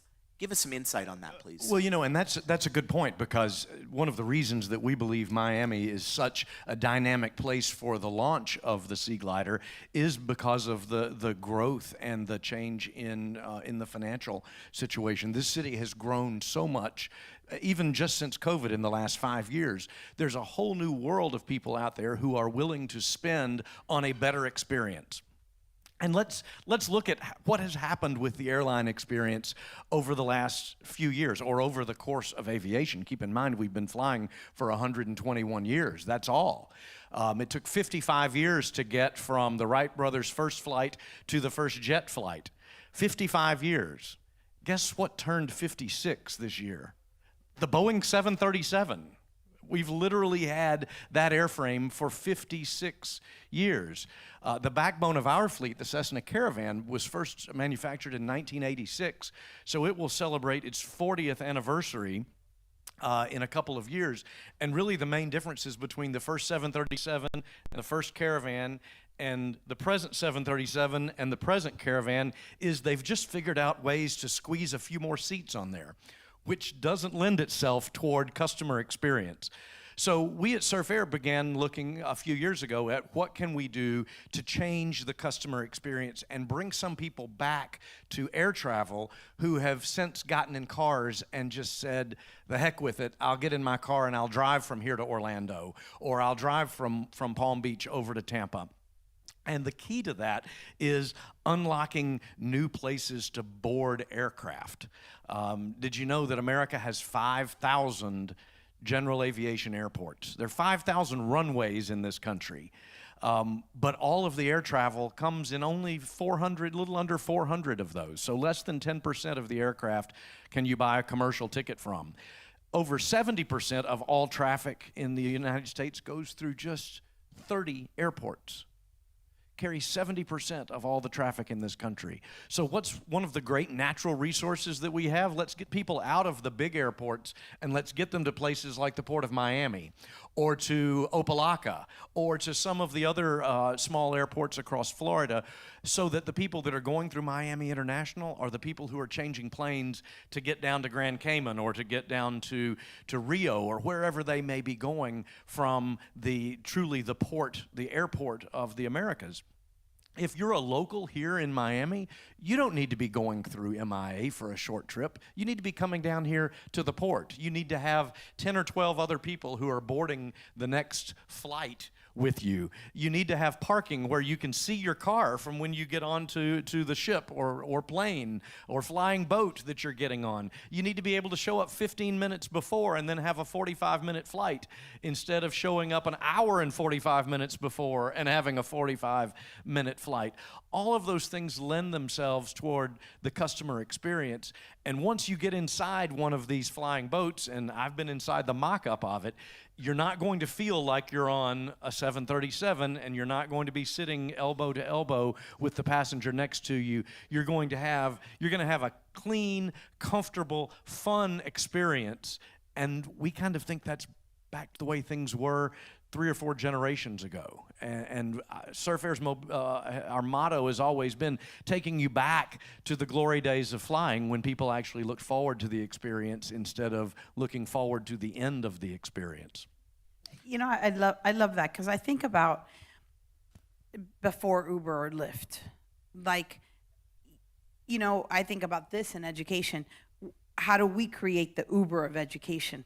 By this personalized experience, right? And it's what, you know, you're both working on. It's, I think, what county government's been doing is that could you ever imagine before Uber or Lyft that you would have that personalized experience, that you would leave somewhere and you didn't have to wait for a yellow taxi somewhere, right? You could leave and there's a car there and you get to the next place. And I think for all of us, that's been probably the greatest lesson, that art of possibility really does exist. How do then we create it, and we create it in a way that really improves transit from one point, you know, to another point. And I think for education, it's a great lesson in that as well, is creating that same personalized experience. That's a wonderful comparison, because think about now, if you need to go up to Jacksonville, you have one choice. You go online and you look to buy a ticket on a big airline, and you go to MIA. What if you could pull out your phone and have a choice of, I'll take a Sea Glider from the port, I'll take a 9-seat electric airplane from Opelika, I'll take the Brightline, you know, not to Jacksonville, but if you're going to Orlando, that's another choice. If you give the passengers 4 or 5 choices off of one platform, that's what we're seeking to do with Surf Air Mobility, and the ship Billy's building is just one of the most exciting parts of that.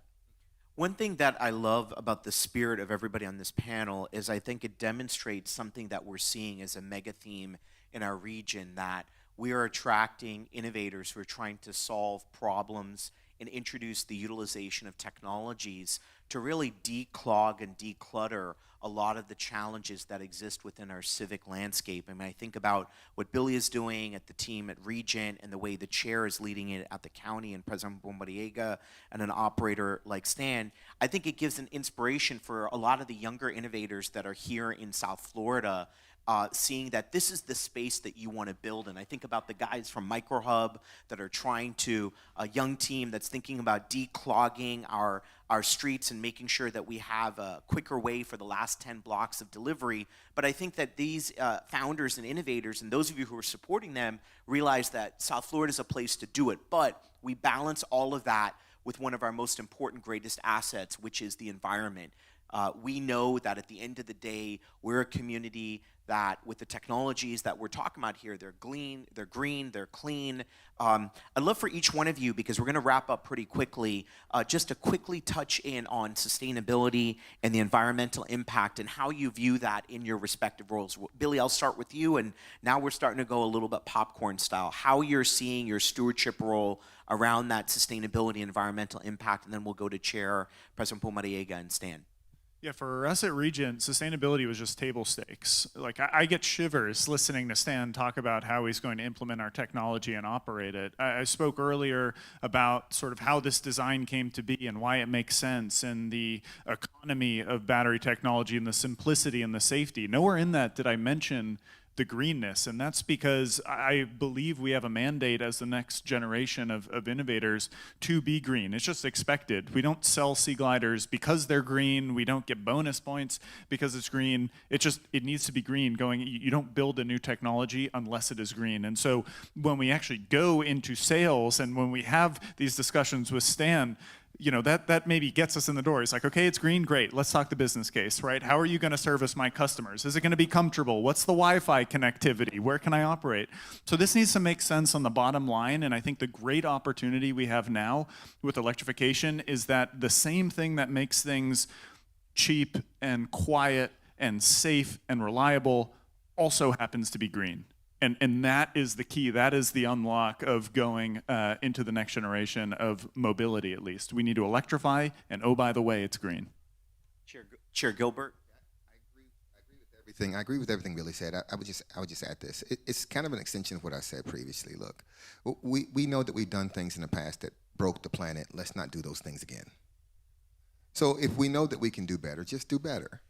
With the understanding that there are going to be some challenges that we're going to face as we move, not just with sea gliders and eVTOLs, but electric vehicles. We have to look at our grid. We have to look at how we actually produce electricity. But those are challenges that we understand we have to face. Let's just face them. We know that what we've done now has depleted our world in a way that is not sustainable. So because it's not sustainable and we don't have someplace else to go, let's just stop doing that and let's do something else. And so I agree with him that what he was basically saying was it's kind of assumed, because we're building, these sea gliders in 2024 and not 1994, it's assumed that it's not going to be a combustible engine. It's assumed that.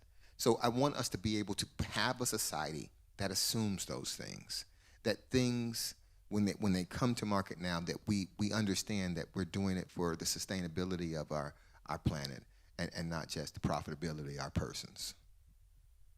President Pumariega. I think for us, making sure students leave here, with 3 distinctive skill sets, right? One are the digital skills that we talked about. The other is those soft skills and employability skills, teamwork and design thinking. But the last one is the foundational skills. And in those foundational skills is an appreciation for Earth, right? An appreciation for each other. And we do that through our learning outcomes, and we do that through ways that students go out and serve and do undergraduate research. We're a group of students that, spent a year researching the river and doing research about where, what DNAs are found in the river. It starts to lead to what contamination is there. So I think building the capacity of awareness, as the chairman mentioned earlier in the conversation, and then you're going to harness some of that awareness into action. Thank you. Stan. So, my goal for almost a decade now has been to get the carbon footprint left by one passenger on one of our flights to be the lowest carbon footprint of any other way that person could travel, certainly by air. It's a benefit that Billy came and said, Stan, this is going to be 50% cheaper to operate. If he had come and said, I've got a green vehicle for you, but it's going to be 50% more expensive to operate, that's a more difficult proposition. But the fact you can do what's right and do it cheaper makes it a very, very easy sell.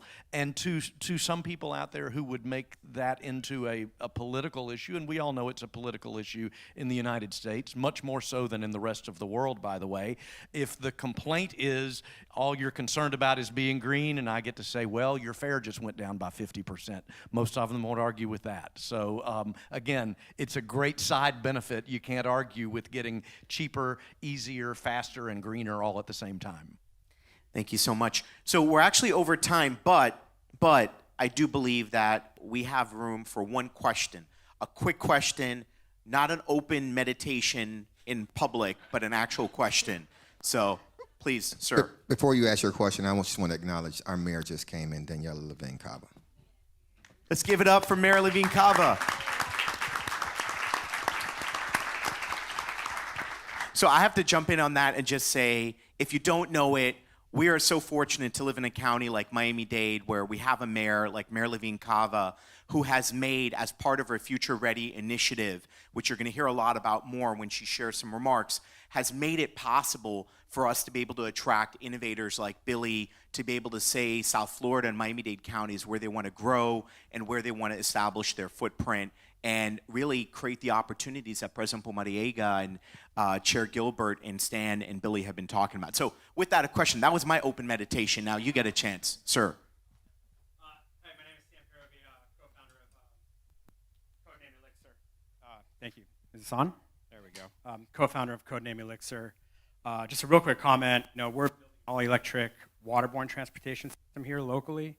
Very interesting how we have the same challenges as you because fuel boats, massive energy costs, right? Fuel, maintenance, et cetera. But electric propulsion, whereas it's been the challenge, it's actually going to be the opportunity to get over those costs. And then everything goes downhill at some point later.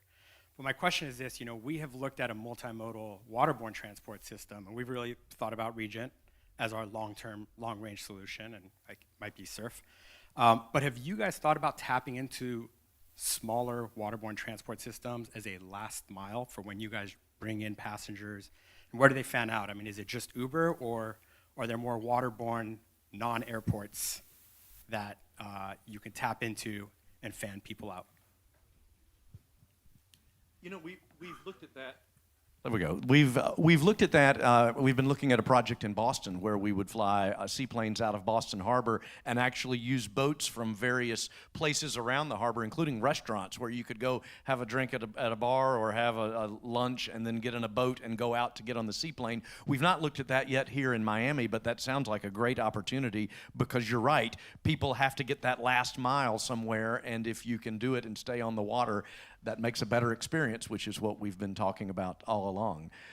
So I think that's a great idea. And I would love for you all to do that too if you do it in the Bahamas, because my family island is Harbor Island in Eleuthera. And so there's no really close place for me to how to get there. So I would love that last connection. Oh, we're taking a sea Thank glider you. out there. All Don't right, worry, thank you. Mr. All Chairman. right, got you. So I'm getting the look from John, and if you get the look from John, it's time to go. Please join me in giving a big round of applause to our All Together Now panel. Thank you all.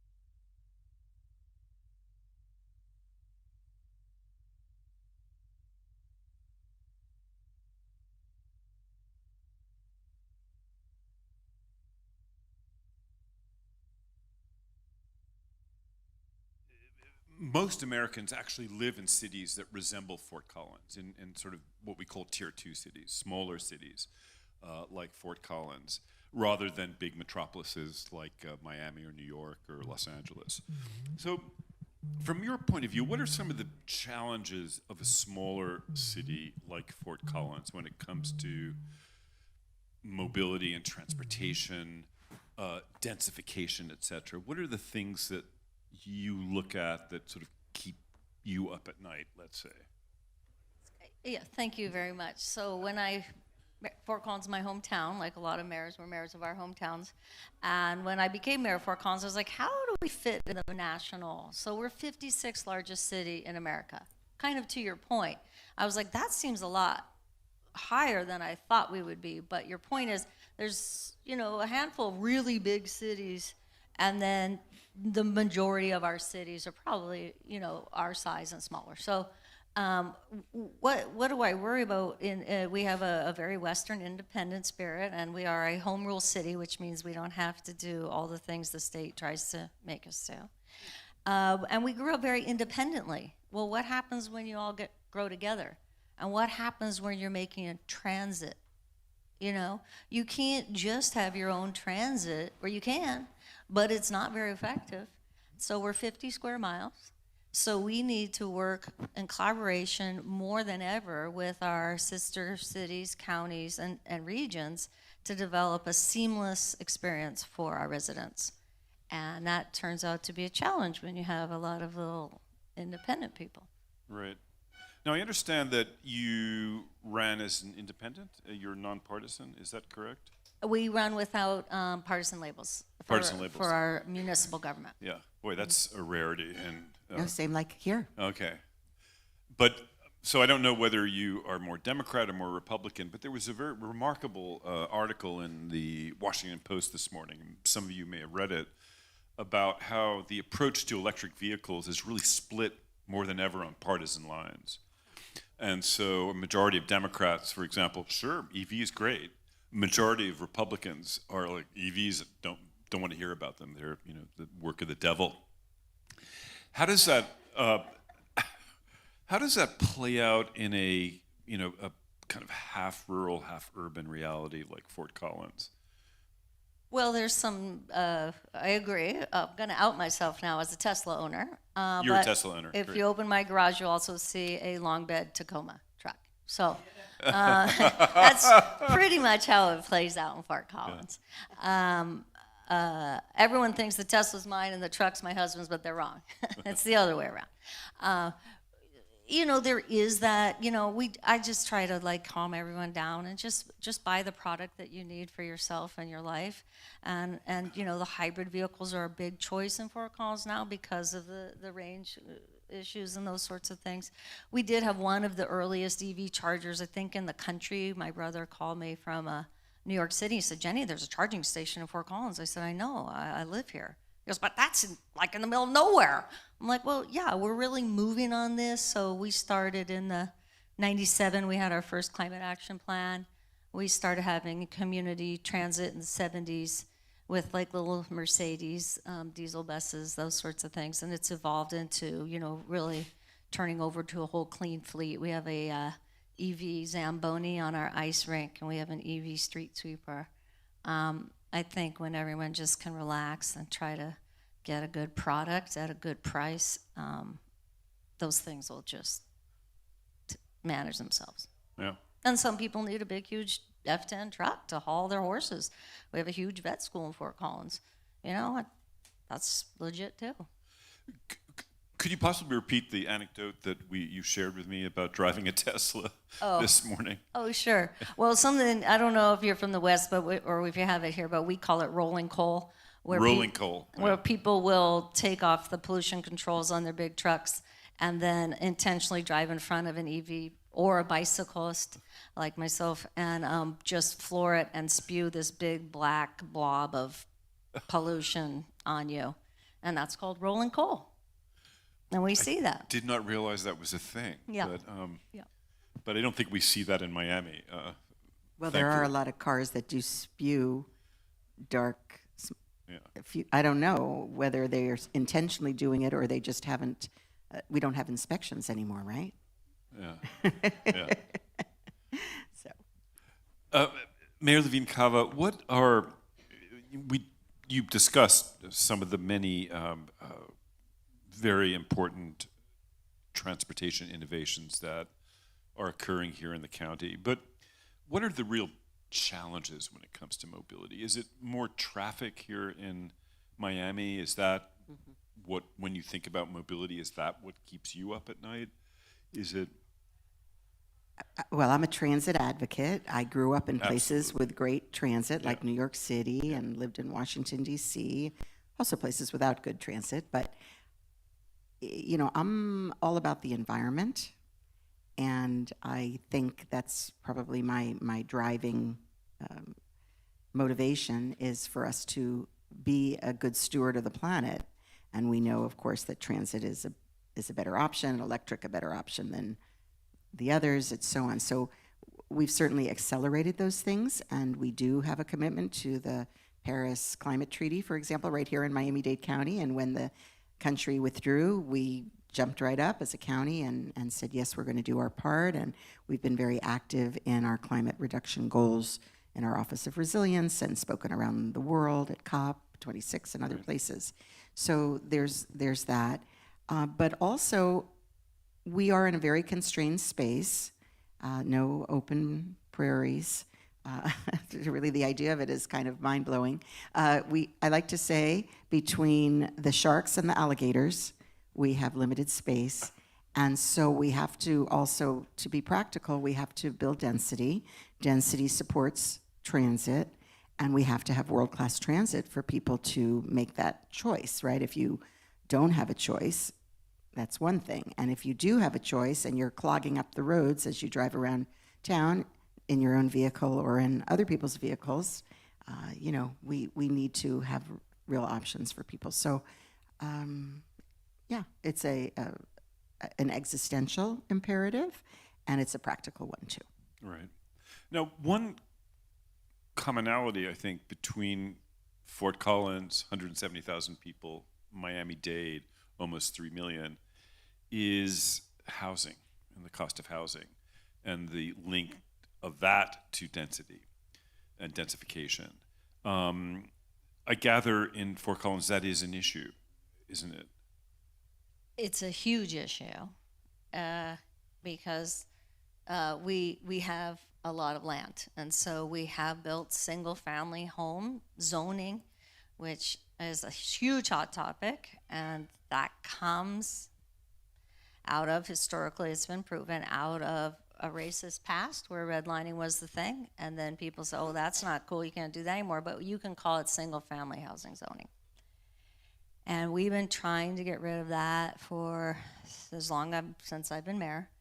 And we passed it the first time, a very densification, incentives, auxiliary dwelling units, more density in our transit, all the things. And a citizens group got together and gathered enough positions to override the vote of the council, and with 4,000 signatures, and force us to repeal. So the next year I did it again, and they did it again. 2 repeals. So then I was up for election in November, and we put it back on the ballot in October. And I said, I'm a pro-housing, pro-density, pro-transit, pro-environment candidate. You have your choices, you pick. And when the entire city chooses, all 4 candidates who are pro-housing prevailed. And then they overrode it again. So last Tuesday, we passed it again. And the state's coming in, the state's sick of it, and they're helping us out. And they're like, all right, we don't like to get in cities' businesses, but this is getting ridiculous. So we're moving forward in the way public policy often does. A+ on persistence. Amazing. So we've upzoned along our transit corridors. It's called RTZ, Rapid Transit Zone. Actually, you just heard from our chairman. He was the architect of that plan. It's not without its controversy. For example, here we are in the city of Miami, and they did not want to be, and they are protesting being preempted about zoning decisions within that corridor. But interestingly, we have all kinds of owners and developers wanting to be in the RTZ. Whatever, apparently county zoning goes a little bit smoother than some other places. So it is very, very important that we have upzoning that can go more quickly and create the density along the transit corridors to support those transit corridors. This is the first federal administration that has not gone entirely through that kind of formula approach and has the reconnecting communities approach, and we've been trying to get funding through that for our North Corridor, which goes through disinvested communities. And the city of Miami was awarded a grant to develop something called the Underdeck, which will connect downtown to historic Overtown, which was our African American cultural and economic mecca that was destroyed by the development of the highway system. Right. So that's, it's a little bit off topic, but it's just an example of how this administration has taken a more innovative and progressive approach to how we invest in it is a mobility corridor. So it is a mobility corridor that does reconnect communities, and we're seeking similarly for our North Corridor funding in Which that is vein. important because, one of the real issues here in Miami is just the cost of housing.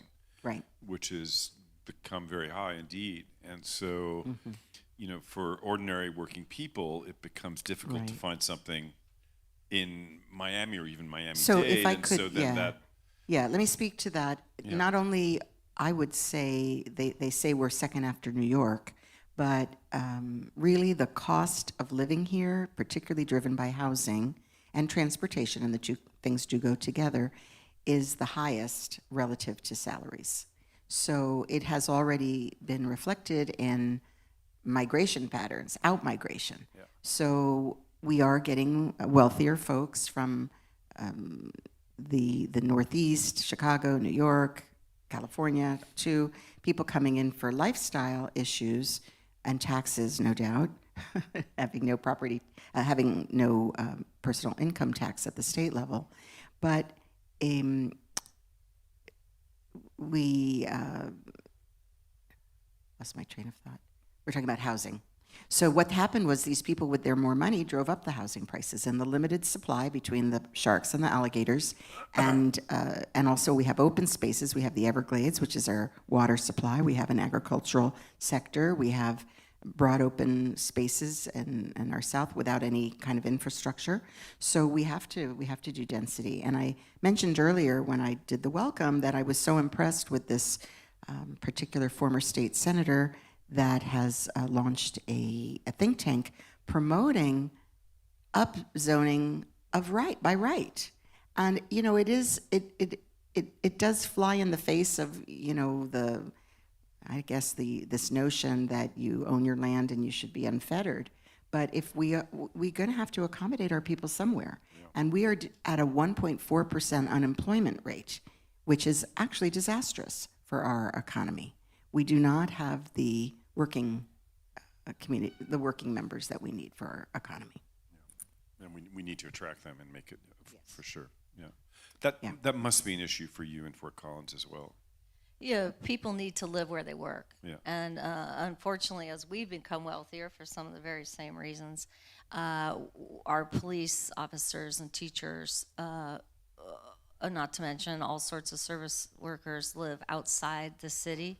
And this is not a climate-friendly strategy to pursue because the statistics, which I probably have somewhere in my speaking notes, of the amount of people who are now commuting in and out of Fort Collins is just ridiculous. So density, affordability are climate-wise. That also preserves the open space that we all love and need and have to have. And I would submit that communities that are diverse racially, economically, and socioeconomically, right? So when you segregate yourselves by your earnings, or I would say even the Fort Collins, it's not really earnings, it's your retirement income. That those make for unstable communities. Yeah. I lived in Africa for 8 years, and where the wealthy people live in the city and people come in and service, and those are not vibrant, very stable, to take it to an extreme, places. Plus, it's just not the right thing to do. My view. A question I wanted to pose to both of you, and we discussed it quite a lot this morning, Mayor Danielle Cava, Levine Cava, and that is about how you kind of balance different opinions and build consensus. It's a very charged political climate now, more than ever in this country. Is it more difficult? I mean, how do you both navigate these sort of different constituencies, different with who have different priorities, et cetera, with sort of being able to make a decision quickly. Well, I and think it's great that we're both in nonpartisan seats. I think that is already a huge advantage because people come in with their biases one way or the other if you're labeled. So it's very helpful, and I do think for myself personally, I've been able to walk a line in which people recognize I'm not bringing my ideology to every decision that I make, that I'm very practical. Yeah. And you know, I'm surprised you opened with the EV discussion, that it's become an RD thing about electric vehicles. Look, I think it's market driven. People are interested in electric vehicles. And of course, it requires the infrastructure. And infrastructure, you know, I don't know, maybe one party favors infrastructure over another. I'm not sure. I mean, you know, it just is. It's like your body. You've got to have it. I come at these things from a very practical, solution-oriented focus. But the other thing is, you've got to be in communication with the public. And I just love your example of 4 times coming back. And I imagine, you know, not, it must have been contentious, but it must have been respectful. Oh, it's Colorado, you know, more respectful. And, you know, we have to stay away from those hot button approaches to things. We have to just, facts are not what really drive decision making, it's emotions. So you have to start with connecting to things that people care about, and you do that by listening to people. They care about more time with their families, they care about getting to work on time, they care about having more disposable income. You know, these are very practical things. And so if you lead with that, then you can get to a consensus about good policymaking. I think it's clear to have, when you're up for an election, you're very clear. I'm always very clear about my values, so I don't surprise people by those. And I never make specific policy statements, because the realm of policy is a lot more nuanced than it would appear, right? So they know what they're getting when they elect me in terms of values, and then obviously listen. But what we're doing in Fort Collins is very authentically listening to new voices that hadn't been really heard so much in the past. And the more you do that, which I think is interesting, you will make some people who have traditionally had a much louder voice frustrated. And I'm fine with that, because democracy is a great equalizer. We all have one vote. And that's how I approach the community, as equals, and as every individual counts the same. And I have had some problems with some people who used to have a direct line to the former mayor and come into his office whenever they want. I said, well, you know, I had coffee with you 6 months ago, thank you so much, but I'm gonna have coffee with the mobile home residents today. And that is, that's new for some people, and I think it's the right thing to do, because you need to really listen to your whole community, but you will get that pushback. Yeah, I mean, I just remember President Pomariega's, president of Miami-Dade College, her comments earlier that, you know, 10% of people hate you no matter what, 10% love you no matter what, and so you really have to work with that 80% that's left, and move forward with that kind of constituency. Well, I think one of the things we get to do as mayors is show up, and that really matters. I know that's what people say about me, that I seem to be everywhere. That's because really I do have several avatars. It's not really me. No, I do. I have a great team, staff team that also shows up. But I think showing up, listening, showing you care, you're building trust. Honestly, everything is about trust, and that comes from building relationships. So, you know, the dinner, the kids' performance, the whatever it is, and celebrating and lifting up those communities, so that when it's a hard problem, they feel connected to you in a more trusting way. And it's also, we get to do things like fill potholes or help get an application approved more quickly or something that also makes them feel like, wow, government was here helping me. That's a big part of it. You build trust, and then you can get people to pay a little more attention, listen to an opportunity that they might otherwise reject. Right, right. Actually, I want to just open it up to one or two questions. If anybody has something they would like to pose to either or both of the two mayors, feel free. We have a couple minutes. Don't be shy. Well, I should have mentioned that earlier, perhaps, so you could have prepared some questions. When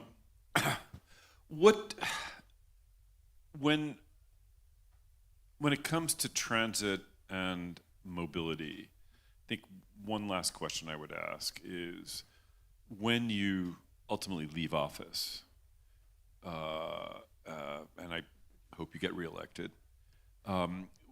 what will you look back on as your singular achievement in this area?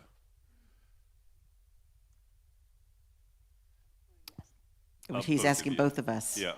Okay, I'll go. So we passed a half-penny sales tax for transit a while back, and for a variety of reasons, it has not gone as well as we would like.